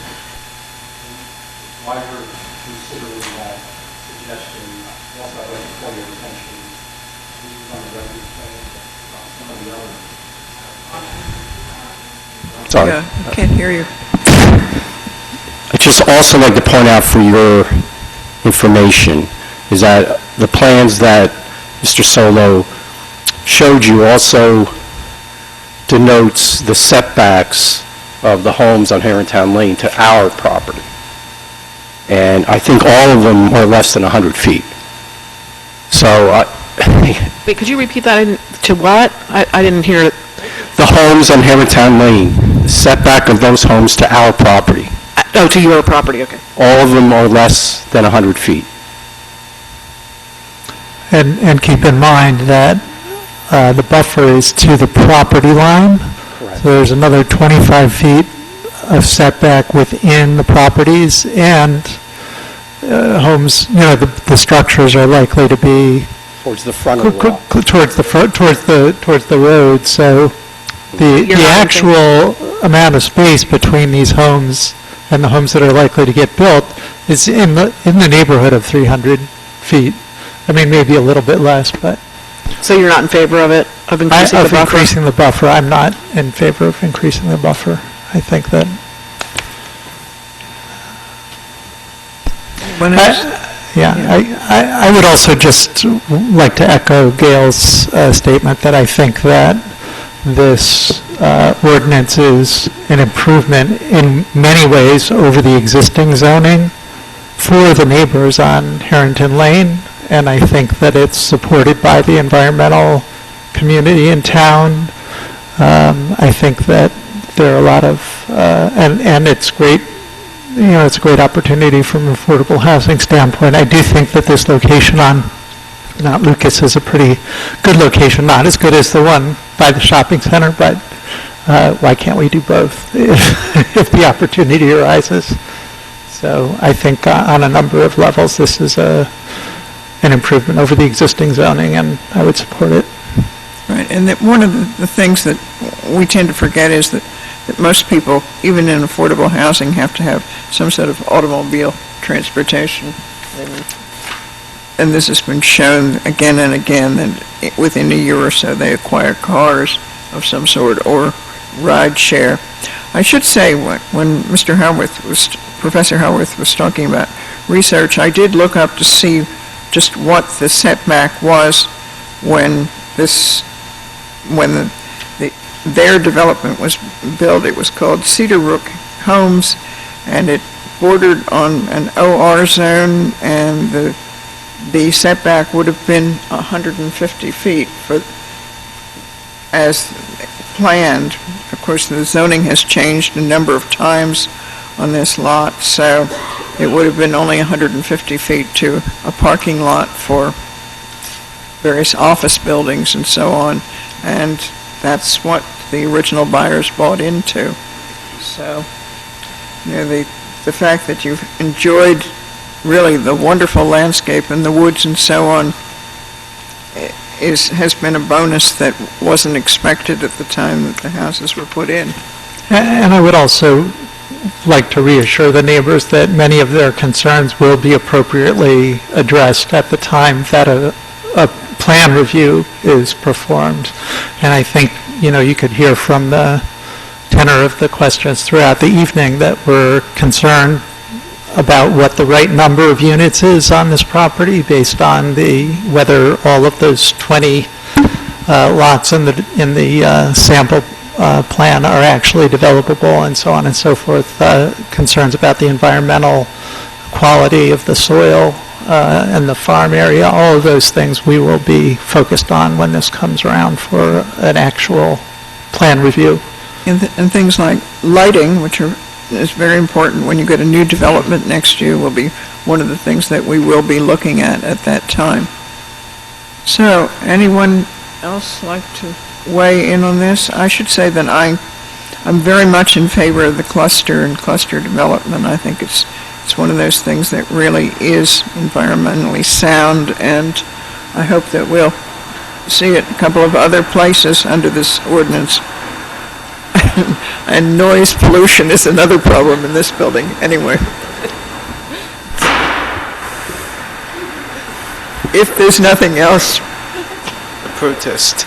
Yes, would someone like to make a motion on this? I would move that we recommend the zoning changes as presented to the council. Second. Okay, it's been moved and seconded. Mr. I think one addition would be in that section defining unusable, to put in there somewhere a reference to wetlands. Yeah, it actually does refer to another section of the ordinance, Section 185. I looked at that. It doesn't actually say wetlands there either, but so I wouldn't hurt to put it in here, but when we get to amend Section 185, we would definitely put it in there. Or we could either put it in 185, or here where it says unusual, it says 185, other unusual suitable conditions, including wetlands, right before the parentheses closes. And that's in Section 191.2. Any other emendations? Well, I want to just, I have I just have doubts, and I'm not really comfortable right now. I'm still mulling this over because it seems like there's a difference between clustering, say, for even 2 acre or 1 acre, but clustering when the underlying zoning is 4 acres, like I said, I have a feeling that we might regret this when I'm sure that there's probably a developer ready to buy that is going to come in and build these 1.5 million houses, and I have to tell you, I'm hesitant about it. I wonder if we left the underlying zoning, well, I guess probably that it would do the 27. So and we wouldn't get any of the benefits. And then when we're talking about the affordable housing, getting property is one thing, building affordable housing is another. And just I'm really conscious of our budget and the affordable housing budget, and I haven't heard anyone coming forward and saying that there's a nonprofit coming to build 100% affordable housing. And so I think it means that we're likely to sell it to a developer for, a high-density multifamily, and probably get like 5 units out of it or something. And I'm not sure the trade-off is worth it when you look at the big picture. That is $1.5 million houses. Is that the kind of thing that we want more of here in print? So I'm just giving you all of my feelings. Since I'm on the council, I don't feel comfortable right now. I don't want to commit by myself voting in favor of it, so I'm not going to vote in favor of it. That's not to say that my mind is made up, but I just feel like since I have to vote on it again, I don't want to. All we are doing is voting to send it to council, and you're sitting on council, so. I know, so I don't want to, I don't want to give my imprimatur to it because I'll do it later. Well, that's your privilege, Mr. Quinn. Yes, I think it's been difficult for all of us to separate out the ordinance from this site, and I hear Jenny's concerns, and I believe, Mr. Solo, if you could correct me if I'm wrong, that there's only sort of one other buildable plot of land where this club in a residential zone, excluding E-zones, where this sort of... That's all we could locate at a staff level. I mean... So was Yasna-Polana. Not perfect, but that's the only one that immediately comes to mind. I mean, because you need a minimum of 75 acres. There aren't many vacant 75-acre sites. Okay. In fairness, no one can ever deal with the issue of land acquisition and consolidation. But that's an issue always. Jenny, one other point that I'd like for you to consider is that, if these 4-acre lots were developed in a way to minimally impact the lots, you might be right that it would be a lighter footprint than or a cluster. Not built because it's just too hard. And this is what I wanted to say is, there are going to be individuals who are going to purchase those lots. Somebody may feel like they want to set back their house 300 feet from the road. to have a grand approach, and you're going to disturb half the lot, and, we won't really have any control over that because single-family site plans don't come before us. So I think you're rolling the dice if you say just to reduce the number of houses by 3, or, that, you're going to take that risk that the development's going to be seriously more harmful to the environment on the ridge. Okay. We have a motion. We've had, and you both accept the amendment that Ellen made to it. Okay. Would you call the roll, please? Mr. Cullen? Yes. Ms. Crummiller? No. Mrs. Trotman? Yes. Mrs. Ullman? Yes. Mrs. Gunning? Yes. Mr. Quinn? Yes. Motion carried. Thank you very much. Right, and thank you all for coming and speaking.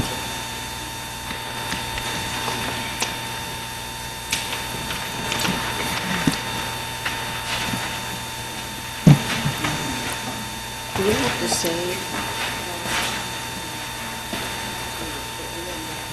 Haven't done that one yet.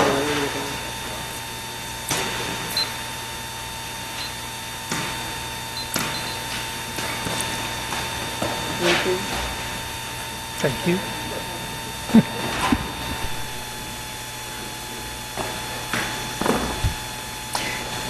Gail, didn't we put conservation zones on all those bigger lots up Drake's Corner Road and so on? There was a no-build zone on the bigger lots. Yeah. Do that. I don't know whether Jenny was considering that. Because remember the guy who wanted to move his swimming pool? Or septic tank. Yeah.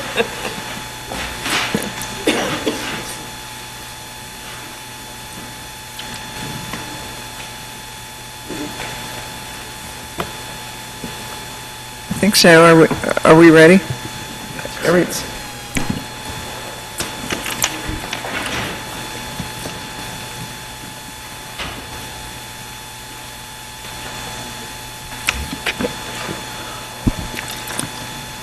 All right, the hearing for this evening is Charles Yedlin. This is continued from October 20th of this year.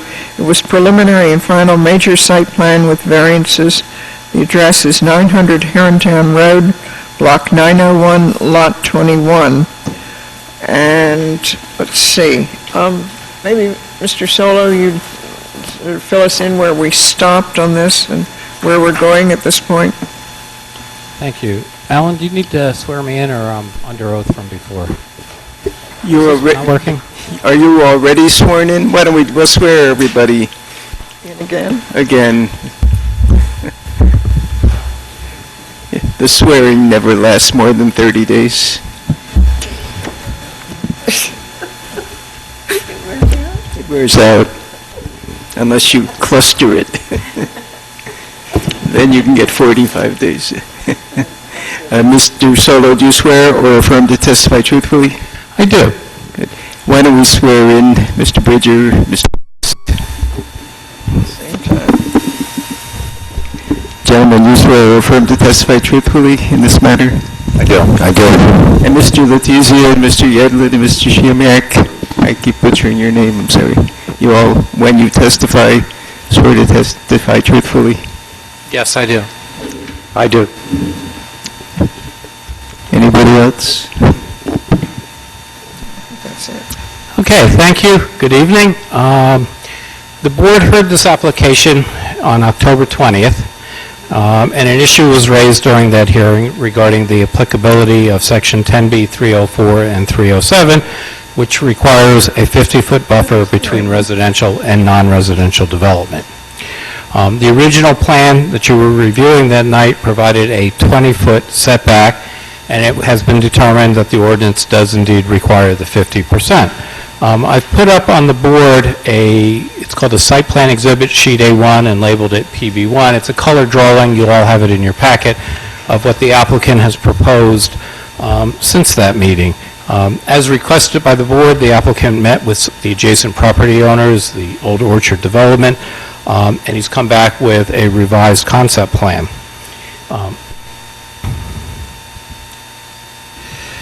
The plan that's before you provides... Just to be clear, how did you mark this? PB1? We already have a PB1 in this, so it should be 2. At least one, yeah. So this is the next PB.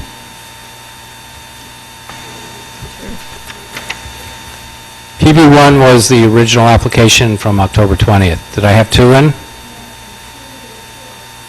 2 reports. So you want me to call this 3? I'm going to run out of ink.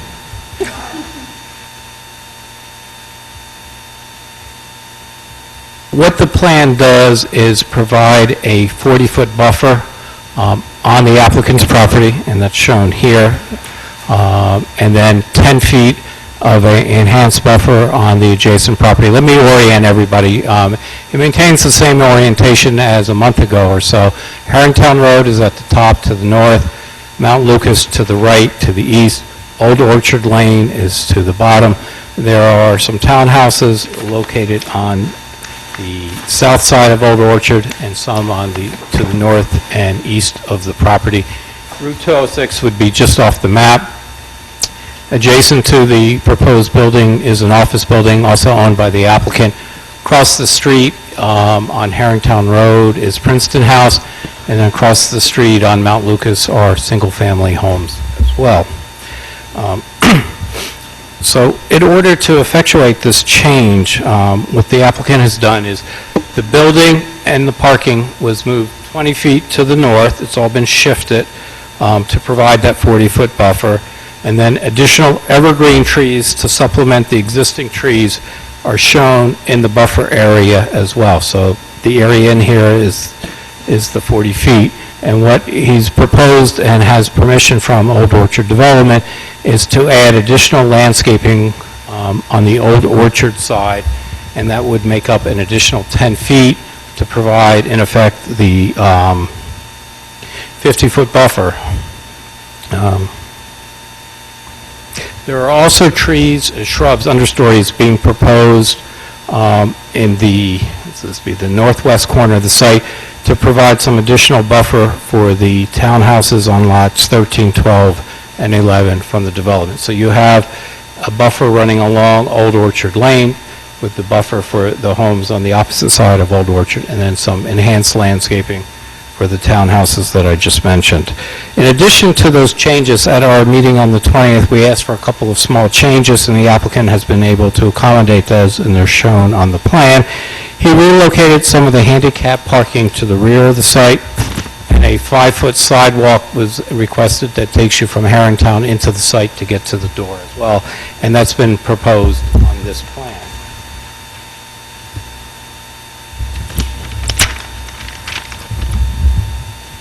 The bicycle rack location has been revised. It's still in the southwest corner, but its configuration has been enlarged slightly. They're still proposing just one bike rack, but there's now adequate room to provide a second bike rack if demand warrants it. And then finally, the trash and recycling enclosure, if you recall, which was located in the northwest corner of the site, has been moved a little bit closer to the property line and to the adjacent office building. The trash and recycling area now is 14.7 feet. It was 20 feet, and the emergency generator is now 15.8 feet. Excuse me, instead of the 19 feet. So that changes some of the variances that you're going to, if you approve this application, you're being granted. The first is that side yard setback, 60 feet is required, and again, their applicant is now asking for 15.8 feet for the generator and 14.7 for the trash enclosure. As before, 10B-283 required 2 loading spaces. One is proposed, and again, it's located in the southwest corner of the lot. It's been enlarged slightly, but there's just one proposed and 2 are required. There's a variance request as before from 10B-284 for the parking stall dimension. 9 by 19 is required. The applicant is proposing 19 compact spaces that would be 8 by 16 feet. And then finally, the variance from 10B-304 and 307, which requires, as I indicated, a 50-foot landscape buffer, and the applicant is proposing 40 feet with they added 10 feet on Old Orchard Lane, but it does necessitate the variance because they're not providing the full 50 feet. As we indicated at the last meeting, the location of the trash enclosure and the emergency generator appear to be appropriate. In abut non-residential uses, the screening would mitigate any impact from that variance, the staff believes. The testimony that was provided at the October 20th meeting on the loading area and for the compact cars remains. Staff had no objection at the last meeting to those variances as well. The proposed enhanced screening on Old Orchard property should mitigate any of the negative impacts from the variance for the buffer area. By way of comments on this, you'll see that we've asked in the revised report that all the comments or requirements in the staff reports from the October meeting be continued, and if you approve this, that all of those, and I believe the applicant agreed to all of those conditions in those reports be included. We've also asked, this plan is conceptual in nature. If you approve it, we suggest that revised plans be submitted to Mr. West for the municipal land use engineer to review all the details regarding grading and stormwater. We don't anticipate that there's going to be major changes, but that if the board is comfortable with the concept plan, that he review that. We've also suggested, because landscaping and buffering are big issues, that the landscape plan go to the landscape subcommittee for a final review. In addition to that, we're recommending that when the landscape subcommittee meets, that we notify the Old Orchard development and probably do something which we've done occasionally, which is an on-site meeting so that we can actually locate with stakes in the ground where the evergreens are going to go. We found that's an effective way, because sometimes just moving a planting a couple of feet when you're trying to specifically buffer some homes from parking and lights can make a big difference. So we would suggest that if you approve it, you include that in your resolution. And then finally, if you approve it, there is a concern about ensuring that the plantings on Old Orchard remain healthy and are taken care of for a while. And what we would suggest that both the performance bond and the maintenance guarantee for the office building include the landscaping that's going to be on Old Orchard. And what that really means is the performance guarantee is submitted prior to construction. It ensures the construction and installation of all the public, quasi-public improvements, the parking lot, the landscaping, the lighting, and such. And that usually, that construction period is anywhere from a few months to a year, something like this. We're probably looking at a few months to 6 months for construction. And then after everything is complete, the engineer goes and makes an inspection. It goes to the municipal council for release of that performance guarantee. So it's usually a one-year process. Its performance guarantee is released usually on condition of a maintenance guarantee. That maintenance guarantee has a minimum of a 2-year period. So what we're really doing is trying to build in that the trees be covered with some sort of guarantee for a 2 to 3, maybe even a 4-year period, which should ensure that they're fairly well established and remain there, because I think it's critical for the Old Orchard Lane development to have that buffer. That's a summary of the staff comments. Jack or Derek, did you want to add anything, or did I leave anything out? I think you got everything. Anything else? I don't know if the board has questions for me, or if you want me to turn it over to the applicant. I have one question for you, Lee.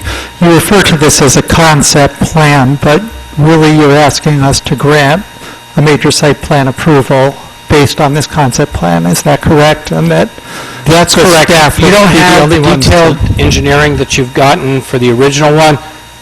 Things shifted 20 feet, so there are going to be some minor changes. Mr. West has looked at the grading and the drainage of the original and how this may impact it. Nothing rose to a concern that he would advise you don't approve it until he sees it, but he does need to see it, and what we're suggesting is that you delegate to him that review. I mean, I feel a little bit uncomfortable, approving an application with a concept plan as the basis, but other people say how they feel about it. I guess it's really an amendment to the original plan in conceptual form. And they still need to satisfy conditions in order to get final approval. I mean, this would be preliminary and But final, but there's this still is the last conditions. we'll see of this application. Say that again? This is the last we'll see of this That's right. application, if we approve it. And what are you suggesting, that you feel it should come back? I sort of feel like it should be a full application, just like it was when it came in the first time. But We did see it pretty thoroughly then, the first Well, time. we actually, I mean, There was a full presentation. I guess we didn't discuss it. we didn't discuss it in detail, and it's changed. And we don't even really know how it's changed, because the engineering work hasn't been done yet. If I could just clarify, that actually is a fully engineered site plan that you're looking at. That's what the plan will look like. What you don't see is the final grading plan, which obviously with the building moving, that... Or stormwater, or... Right. I mean... But the detention basin stays the same. Obviously, catch basins may move because things were shifted a little bit. But essentially, that's the plan that will be built. And then the landscaping, obviously, that has to be finalized, but that will be reviewed by the landscape subcommittee. So despite the fact that the building and parking moved up 20 feet, the storm basin has not changed its shape, you're saying? That's correct. Given the fact that Mr. Bridge is going to look at it and go over these things, and he is still employed by the municipality, I don't have a problem with making the decision tonight.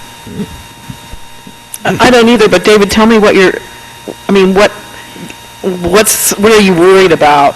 It's unusual, I think. I mean, is there a specific, can you give me an example of It feels something? backwards. I mean, we don't usually grant site plan approval based on a concept plan. I don't know what's going to change in terms of the engineering. I don't know, Jim, I if you guess want to talk to it. Would it make a difference if we did what Lee provides, but further provide that if the engineering review demonstrates material changes, that this come back to the board, so that at least you know that it's a formal review without major material elements that affect the site plan.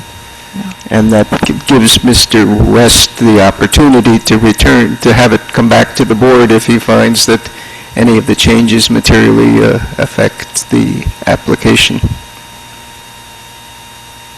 Okay. I mean, and in the past, we have during the course of a hearing, required modifications by way of conditions that we don't see at all. I mean, this is a little more major than some of the conditions we impose, but we have imposed conditions that do change the plan we see and require re-engineering. And there are other conditions we impose that subcommittees see, and I know that the landscape subcommittee was recommended to review the plantings in more detail, which is something else that hasn't been nailed down. Right, this plan didn't provide all the details that you would normally want to see, so that's why we were recommending it similarly. While we think the quantity seems right and the plan looks nice, but we need the details. What's the size of the planting, what's the species, and those typically go to the landscape subcommittee and not back to the full board. Other questions for staff, or if not, we will turn it over to the applicant. Okay, thank you very much.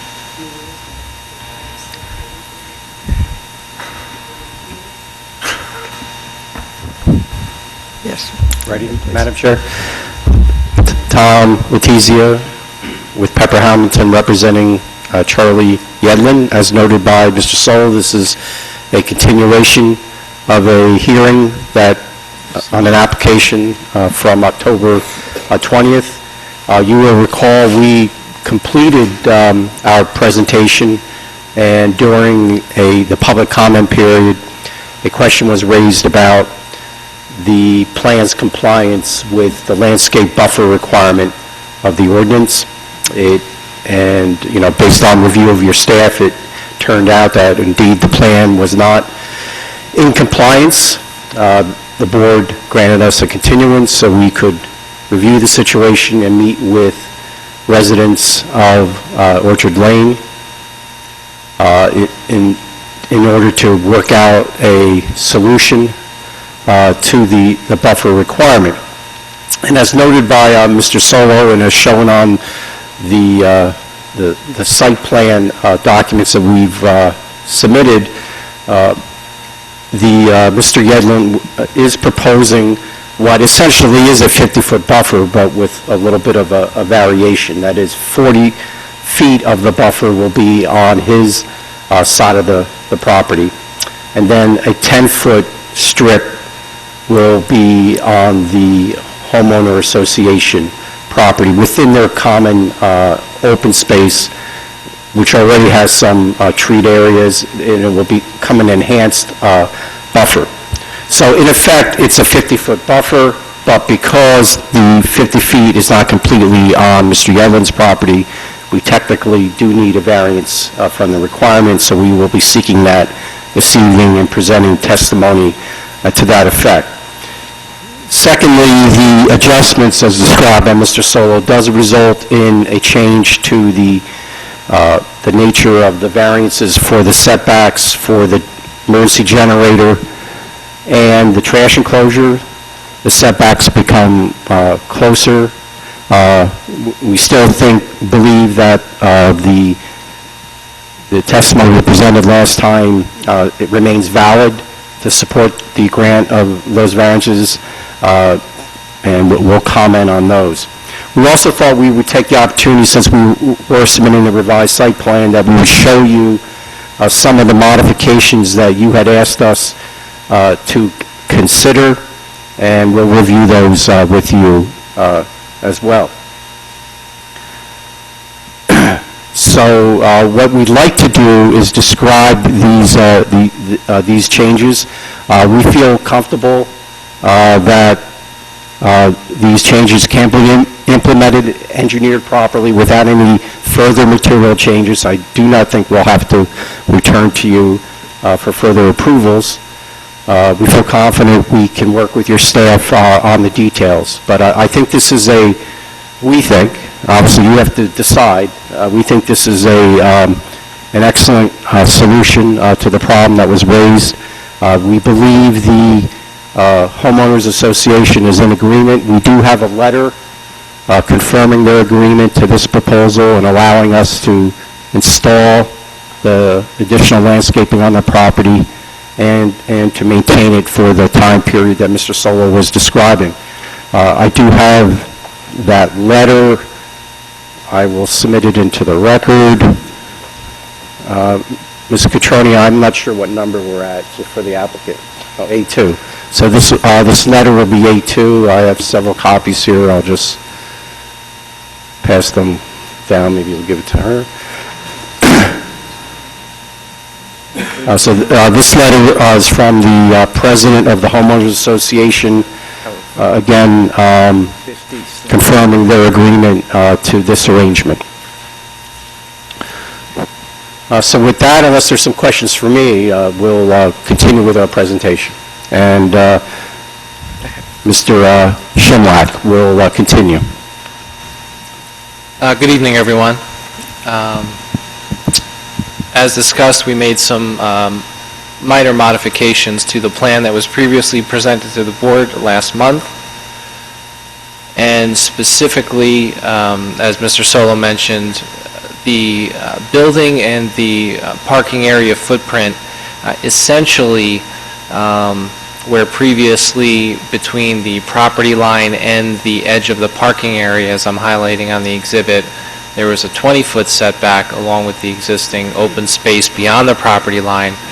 We've shifted that another 20 feet to effectively provide a distance on property of 40 feet for a landscape screen buffer, as well as the additional 10 feet that would incorporate the existing vegetated area on the Old Orchard property, which would also be supplemented with evergreen plantings throughout that 50-foot wide area, and would provide a benefit here because the landscape plantings can basically take advantage of a portion of that existing buffer that exists on Old Orchard, and that would be supplemented within that 10 feet, as well as beyond the limits of that 10-foot strip. The applicant is proposing to provide additional trees and screening material. So, as Mr. Letizia said, effectively we do have the 50-foot buffer, but because of its location of 40 feet on property, a variance is required in this case. We do feel that this will provide an enhanced screening condition and will be a better overall visual product and result as a result of this particular layout. I would also highlight here on the exhibit that we've also indicated additional understory plantings that would be planted on the berm in this area in order to provide screening to lots 11 through 13 as previously discussed. Where previously the building was 73 feet to the property line, now the building will be 93 feet to the property line. And as indicated on the exhibit here, we have a 200-foot horizontal distance from the proposed building to the existing Lot 8, I believe, and then 165 feet clear to Lot 13, or the nearest building. In terms of other, just to give you an idea of the modifications that we made to this footprint, it was basically a horizontal translation towards Herrontown Road, number 1, and we relocated a few of the handicap stalls at the front of the building, since there were they were all grouped in that one area to the rear, so there would be handicapped parking both at the front and the rear. And then we also made some slight adjustments with adding a parking stall or two throughout the parking lot in order to accommodate, for example, these little planter islands that we included along the rear property line here. Additionally, we incorporated the 5-foot wide sidewalk from the parking area to Herrontown Road, which was requested. We also included a minor revision of this area here of the bike rack to propose a 6 bicycle rack as a phase 1, and then also a future bicycle rack area at that same location that can be installed in the future if the need does arise, such that the demand and the utilization of that bike rack comes to fruition. That second bike rack can be added. And we also extended the sidewalks both at the rear of the building and at the front of the building, as previously discussed at the last hearing, pursuant to SPRAB's recommendations, still with the elimination of additional sidewalks along the sides of the building, which still are not shown on the plan and are not proposed, pursuant to those discussions. One other point of clarification: with this 20-foot horizontal translation towards Herrontown Road, the previously proposed setback of the trash enclosure and the emergency generator, as I'm highlighting in this area, where previously it was on the order of 19 or 20 feet, currently it'll be on the order of 14 and 16 feet respectively. The detailed distances are indicated on the plan as well as in the review report. I believe it's the setback to the generator is 15.8 feet currently, and the setback to the trash enclosure is 14.7. Again, we have the same condition of a side yard setback to the existing adjacent commercial property, which will have also supplemental screening around its perimeter, again, our conclusions relative to the benefits of locating those facilities in that area away from Old Orchard, necessitating some variance relief for those benefits, those arguments still hold true as discussed at the prior hearing.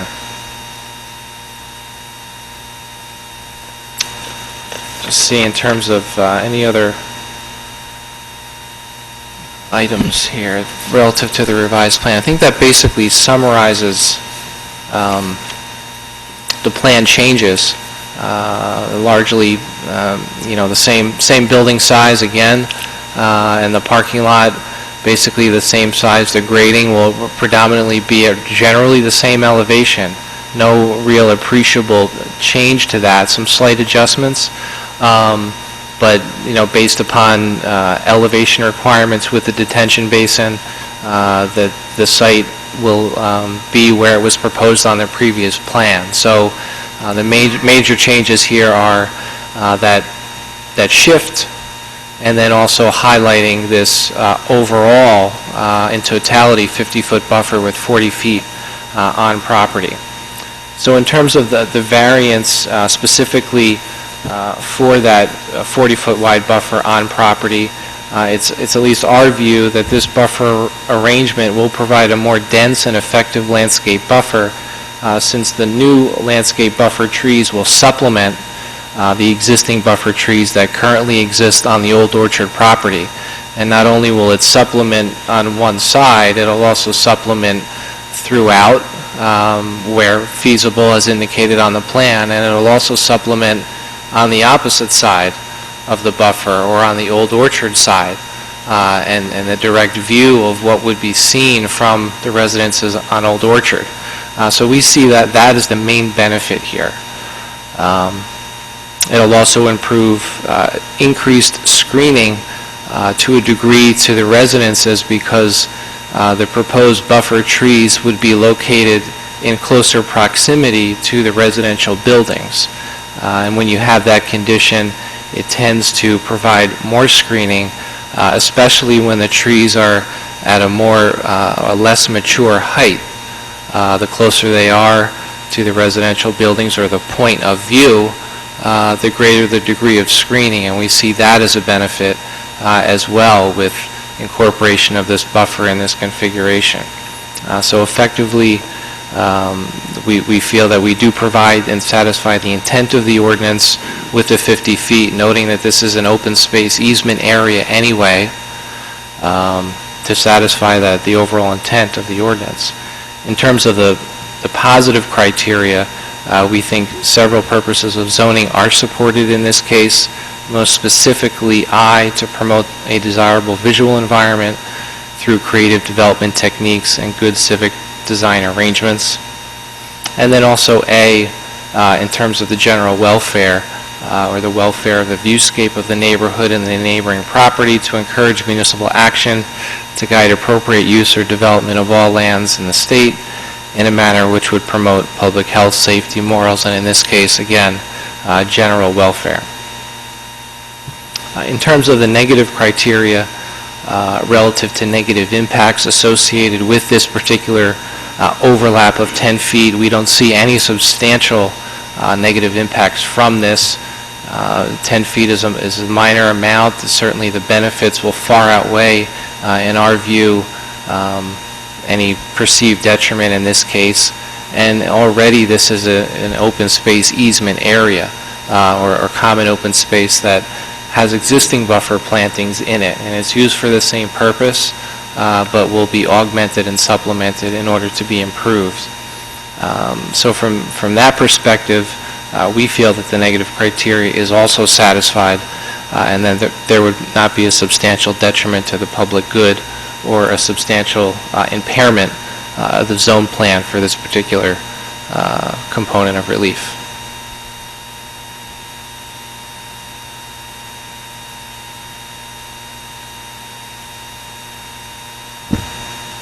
And on the screen here, I've just included just a larger scale, so it's a little easier to see here of the same exhibit that was previously submitted. Mr. Porter, I'm wondering if this These, I think there are total of 3 slides in this. We'll make this A3. Is that what we're up at, or A4? What are the 3 slides? Okay, so Well, there's a cover page. slide number 1, and I But have... is one of these the same as P3? Yes. This is the exact same plan. So Yes. why don't we just, do you need an exhibit other than calling PB3 also A3? Just for... That's fine. And then the second slide is the same exact rendering, just a little bit larger so that everybody can see it. So it's the this same is the exact substance. same thing. It is. So let's just go with marking that as the exhibit. All right, and then we have, any questions for Mr. Shalomo? I generally don't have a problem with the approach of the joint buffer, if you want to call it that. I have 2 very specific comments. One is that I think the sense of this board last time we met was that we wanted to see the sidewalks on the 2 sides of the building, despite the fact that SPRAB had recommended against it. We were concerned about the safety of it. Well, I did.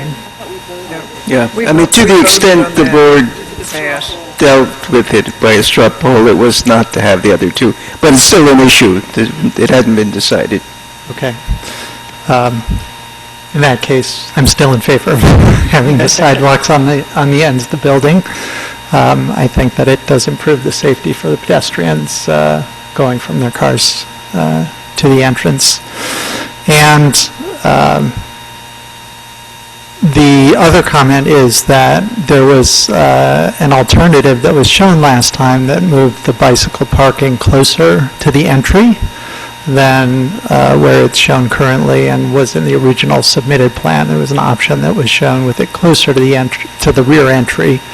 And I think that that's a valuable improvement, and I think that there's no problem with just widening one of your green islands there that's close to the rear entry and putting one of the parking spaces over where the bike parking is currently. You can essentially just swap one for the other and get the bike parking close to the entry, and I think that would be preferable.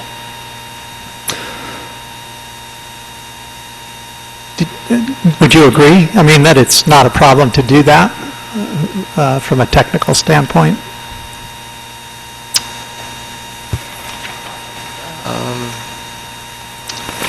Yeah, I'm just thinking about the width of that area, so the We've already got 10 feet of bike green. area is a little bit wider than a parking stall, but if it's incorporated with one of those islands, we should have enough width to do that. So, Exactly. yeah, So move one parking space. okay. But it's still on the other side of the drive? Yeah, it's still on the other side of the driveway, but it's a lot closer to the door, so.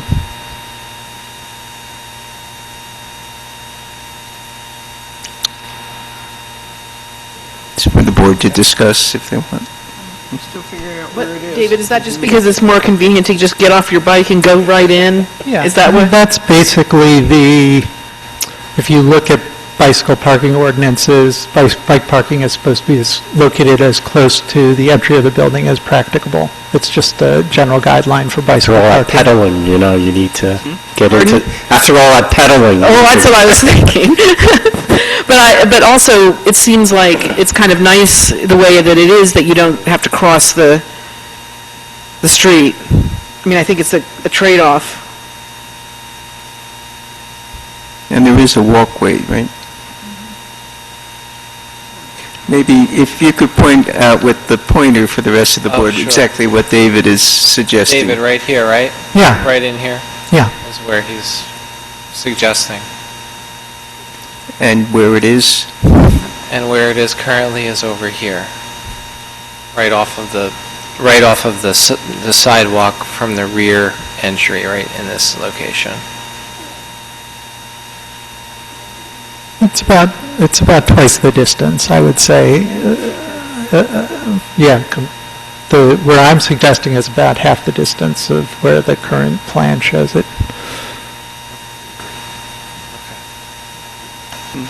So the applicant said he's willing to make that change if the board would like to make that modification, then... Throw me a bone. Well, I guess the board will make a decision about it, but the applicant said you're willing to do it. We're willing to do it, Board's the willing board requires it. I Any other questions? I have one question.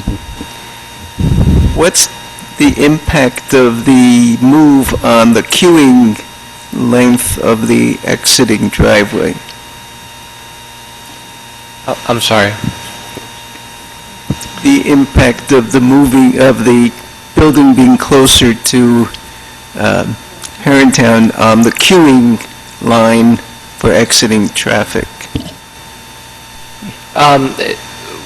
It has moved 20 feet. It's basically effectively one vehicle closer. So in terms of a substantial, detriment in stacking and leaving the site, still vehicles, if they were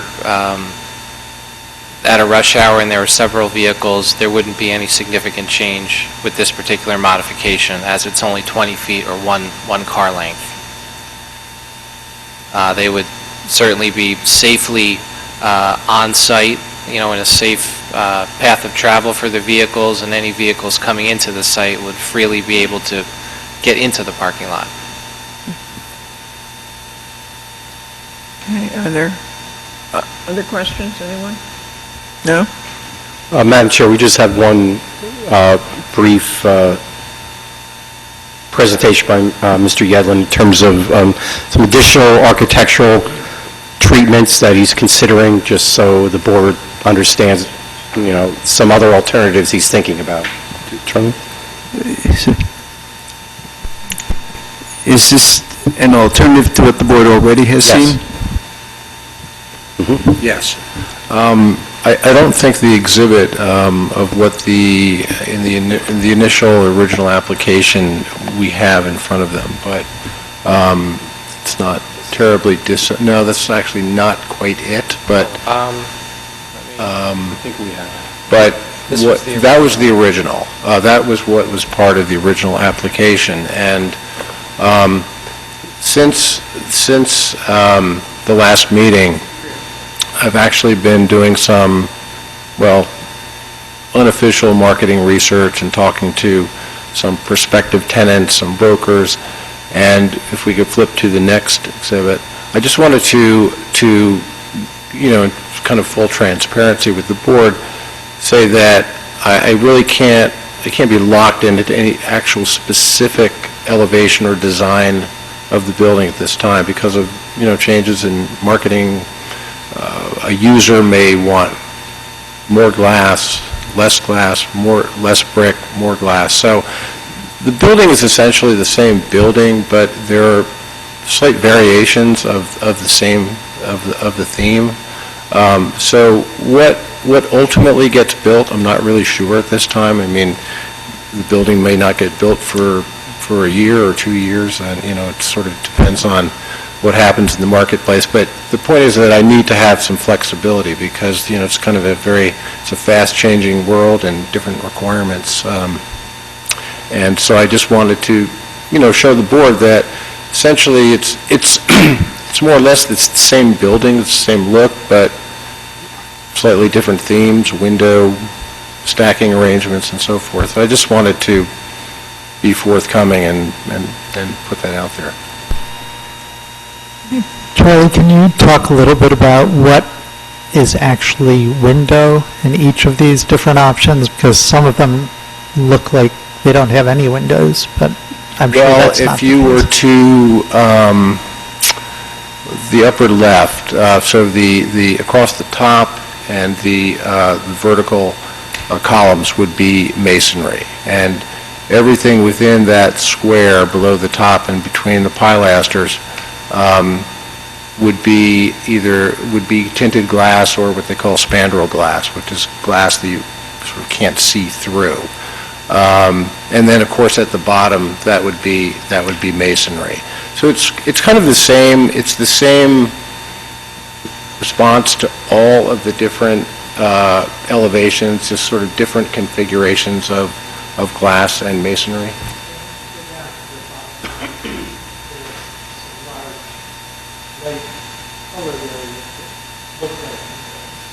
Right.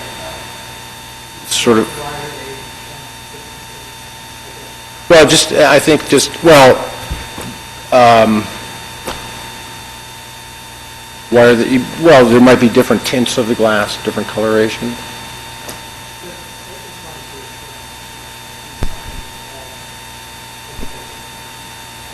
Or all?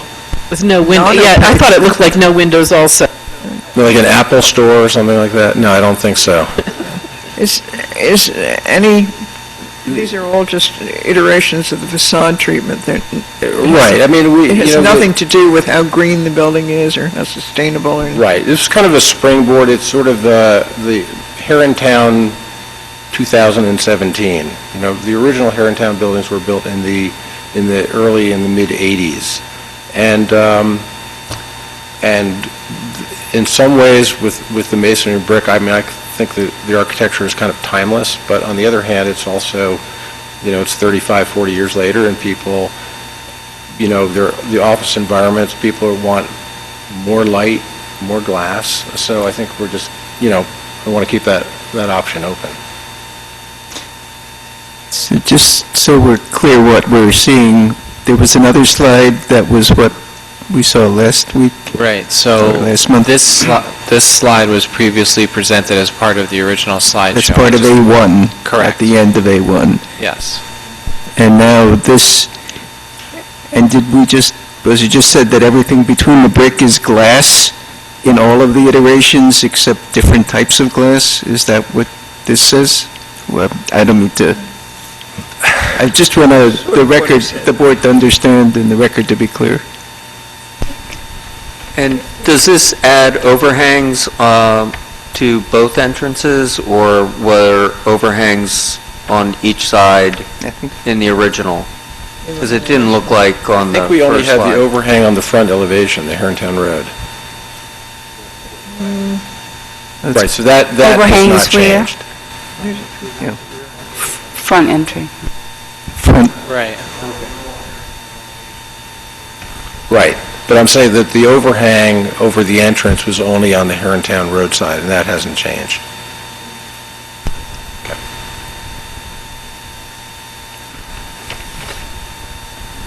Where's the answer to the, it's all glass? Could be. It could be. Right. That's brick. So in this elevation, the lighter colored band in the middle is masonry. And let's say the windows above and below may be 4 feet in height. In the other elevations, there may be no masonry band in the middle. It may be all glass and different shadings of glass. Just to be clear, when you say there may be no masonry, is there any masonry in any of these? Well, yeah, there's this. In the open, between the bricks? At the top and at the bottom, there's masonry. So it's kind of the infill between the top, the bottom, and the pilasters, the vertical masonry elements. It's all Could be glass. a combination of, could be all glass or a combination of masonry and glass. Okay.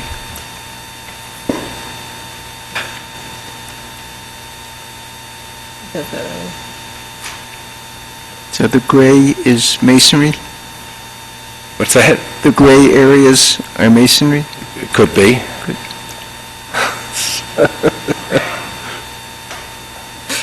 That's why I need flexibility. I guess there's a question for staff. When you come in finally with your building plans, and site plan approval's been granted, what is staff going to do with this set of iterations? Just so you know at that point that... I think what the applicant is looking for is for the board to give him some flexibility in terms of the design, and it'll be a thematic, for lack of a better word, of one of these or the original ones. It was different enough, and when Mr. Yedlin came in with his plan, he said, I may want to change a little bit how it looks. And I said, well, you should share that with the board so that they understand, and if they want to grant you the ability to make some flexibility. That's, I thought, what he was asking for, so that it may be something very similar to one of these or a little bit different, but to let you know it's not going to be exactly what was submitted on October 20th. Staff doesn't really have a problem if the board grants that. If you didn't and you said, no, it has to be that, we keep these plans forever. And when he comes in for a building permit, we're going to pull the elevation and say, hey, wait a minute, this doesn't look like what you told us you were going to build. And we've done that in some cases. So we call this A4? Okay, That completes our presentation. Thank you. thank you very much. We do have some people sitting out there, so maybe this would be a good time to hear from them. Let me open the meeting for public comment, and Peters? Good evening, I'm Carl Peters. I'm here representing Mr. Grossman and his wife at 11 Old Orchard Lane. I came here in October and expressed some concerns. Since that time, I've met with Mr. Yedlin and his professionals and reviewed their changes, which my client is happy with. I've reviewed the changes out on the site with Mr. Grossman, and he asked me to come here tonight to express his happiness with both the board's decision and Mr. Yedlin's working with him to make this a better plan. And from his perspective, certainly the negative criteria have been addressed by the additional plantings on the Old Orchard Lane side of the property. Not for Mr. Grossman, but because I've been here before, I think the changes that are suggested here is something that staff normally reviews in terms of the final design documents. So I think they're pretty de minimis. Thank you. Anyone else? Hi, I'm Matt Weiner. I live on Old Orchard Lane. I'm Matt Weiner. I live on Old Orchard Lane. I work in the Office of Religious Life at the university, which means I know less about any of this than anybody in this room by far. But I just came to say that we've been working with Mr. Yedlin and agree with what he's trying to do with it, like the direction it's going. Don't mind 10 feet as long as we're working to enhance the buffer. That's all. Thanks. Thank you. Anyone else? Okay. Hearing none, let me close the public portion. Board, is there further discussion, or do you think we're ready for a motion? I'll make a motion to approve with the same conditions as last time. Sort of. Anything else? Yeah, let me just maybe craft the motion. Okay. And, so this would be for preliminary and final site plan approval and the approval of the 4 variances that have been outlined. And it's subject to the conditions that the original plan will be amended to, as per the exhibit PB3 or A3, and the conditions, I guess, what we've had is a set of conditions that were recommended in the staff reports, most of which have been accepted and by the applicant, but I just want to highlight those that either that have been discussed as not being on the original plans or otherwise rejected by the applicant.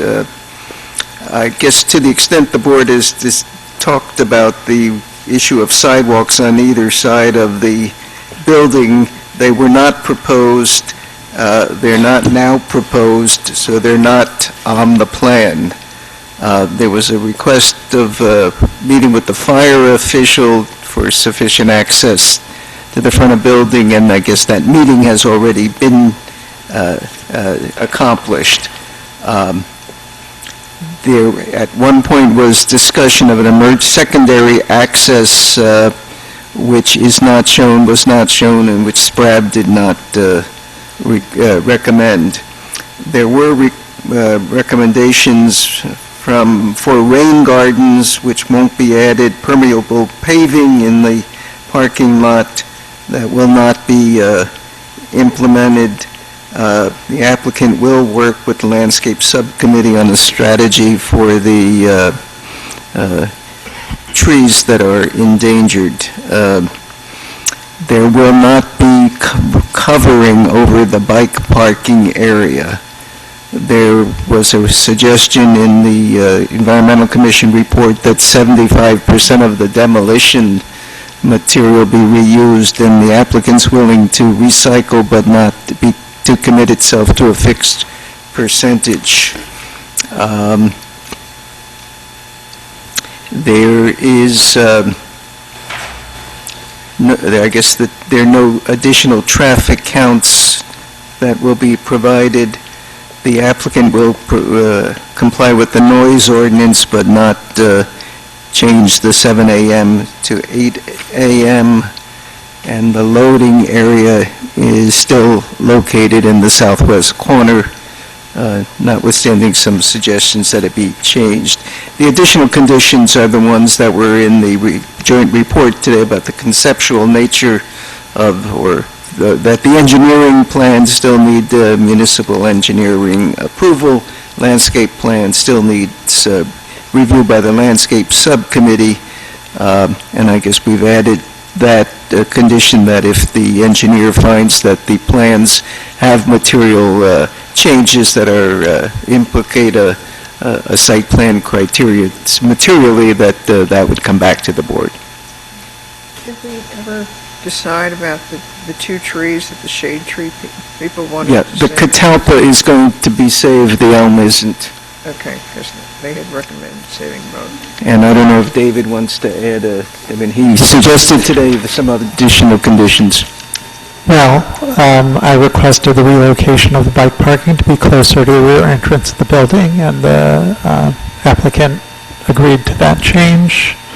So let's deal with you've made a motion, as I expressed, and is there a second? I'll second. So David, you want to amend the motion? Yeah, I would like a motion to amend that to move the bike path. Move the bike parking. Bike Yes. parking, excuse me, sure. And I would also like to have the sidewalks on the side of the building. I think that it's a safety consideration. We did talk about it last time. I guess I thought I was more persuasive than I actually was.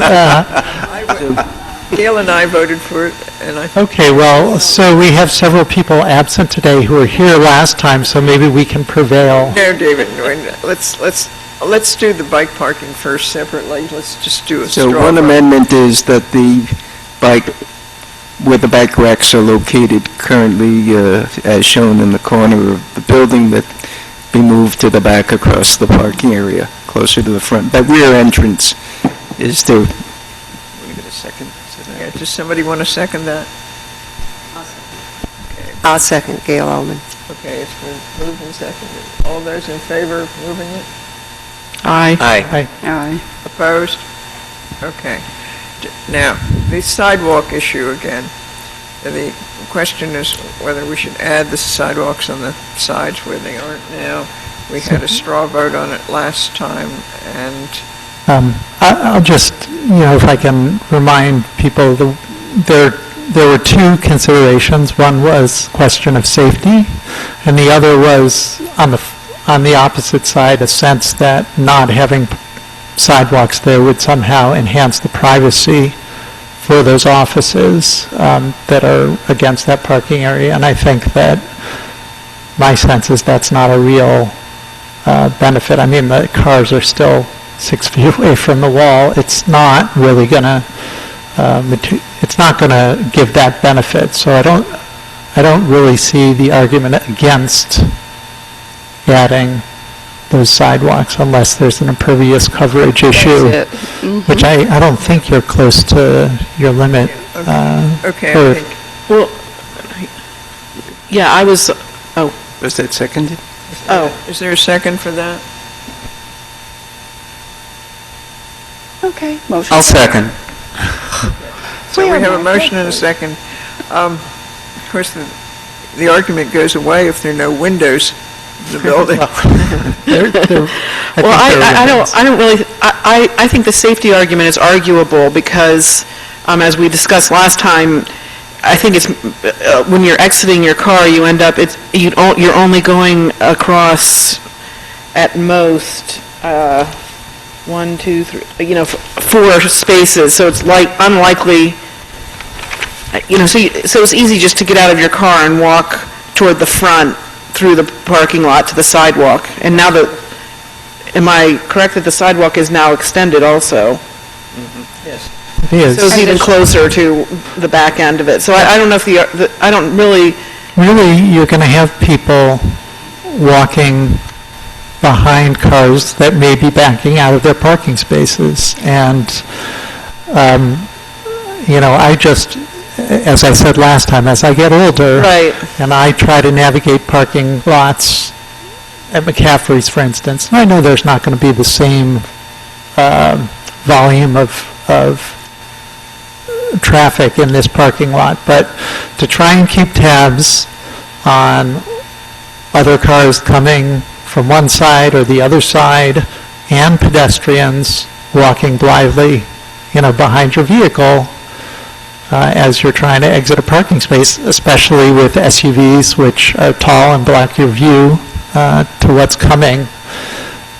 I just think any opportunity to give people to walk on a sidewalk is a benefit, even if only a few people would use it. But I also thought it precluded putting greenery right there. I don't know if that's, Mildred? I'll use the same argument I used before, which is exactly what I would do, and I'm considerably older than you. But if I'm going to park, I am going to get out of my car, or even as a passenger, I'm going to get out of my car and walk across that parking lot to find the nearest route to the door, to the opening of the building or the entrance of the building. And I think, in addition to that, it will save having more macadam or sidewalk tearing up the land we so value. So I am against it for those reasons. But for all of those cars that are against the building, the most direct route is to go to the sidewalk and then walk around the David, building. I think we're all making the same arguments we did last time. The way the cars are parked, I wouldn't get out of my car and go in front of it to get on a sidewalk. right, because the car door opens, you have to go around the car door. But, is this the parking, is this the sidewalk they're talking about? That's the sidewalk. There is none there currently.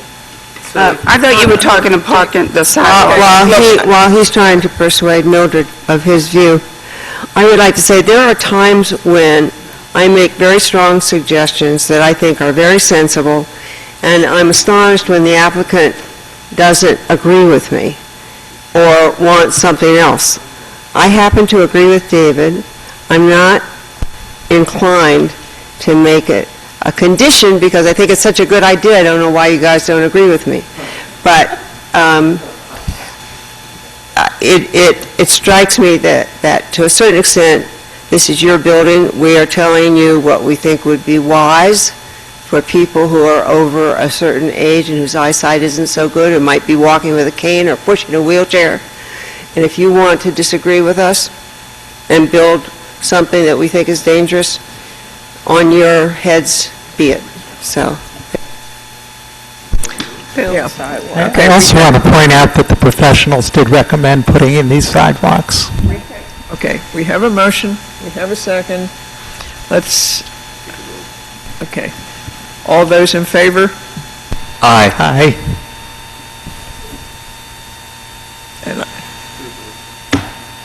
What? When I get out of my wheelchair, I'm not... How many was that? Do you want a roll call, or do you want to? Two or three. Want me to do a roll call? Yeah. Only the people, the proposer and the seconder voted for it. There's a motion. Motion did not carry. But that won't preclude the applicant from taking the good advice of Mr. Solomon. But you have to come back to the board if you want to come implement it. We'll take it under advisement. Thank you. Okay. Now, we have all the conditions that Alan has outlined for us. So, I've outlined basically the items that weren't accepted. The other conditions are the conditions. and we had, Jenny was the mover of the motion. Who was the seconder? Tim, were you the second? Okay. So, would you call the roll, please? Mr. Cohen? Yes. Ms. Carmiller? Yes. Mrs. Trotman? Mrs. Ullman? Yes. Mrs. Gunning? Yes. Mr. Quinn? Yes. Motion carried. Thank you very Mildred. much. Second. Okay. All in favor? Aye.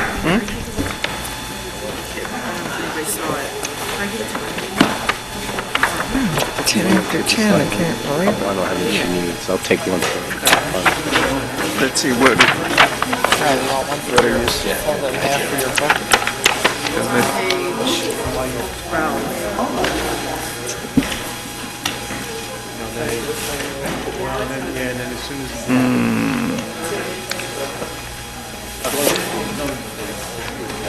You can't see it.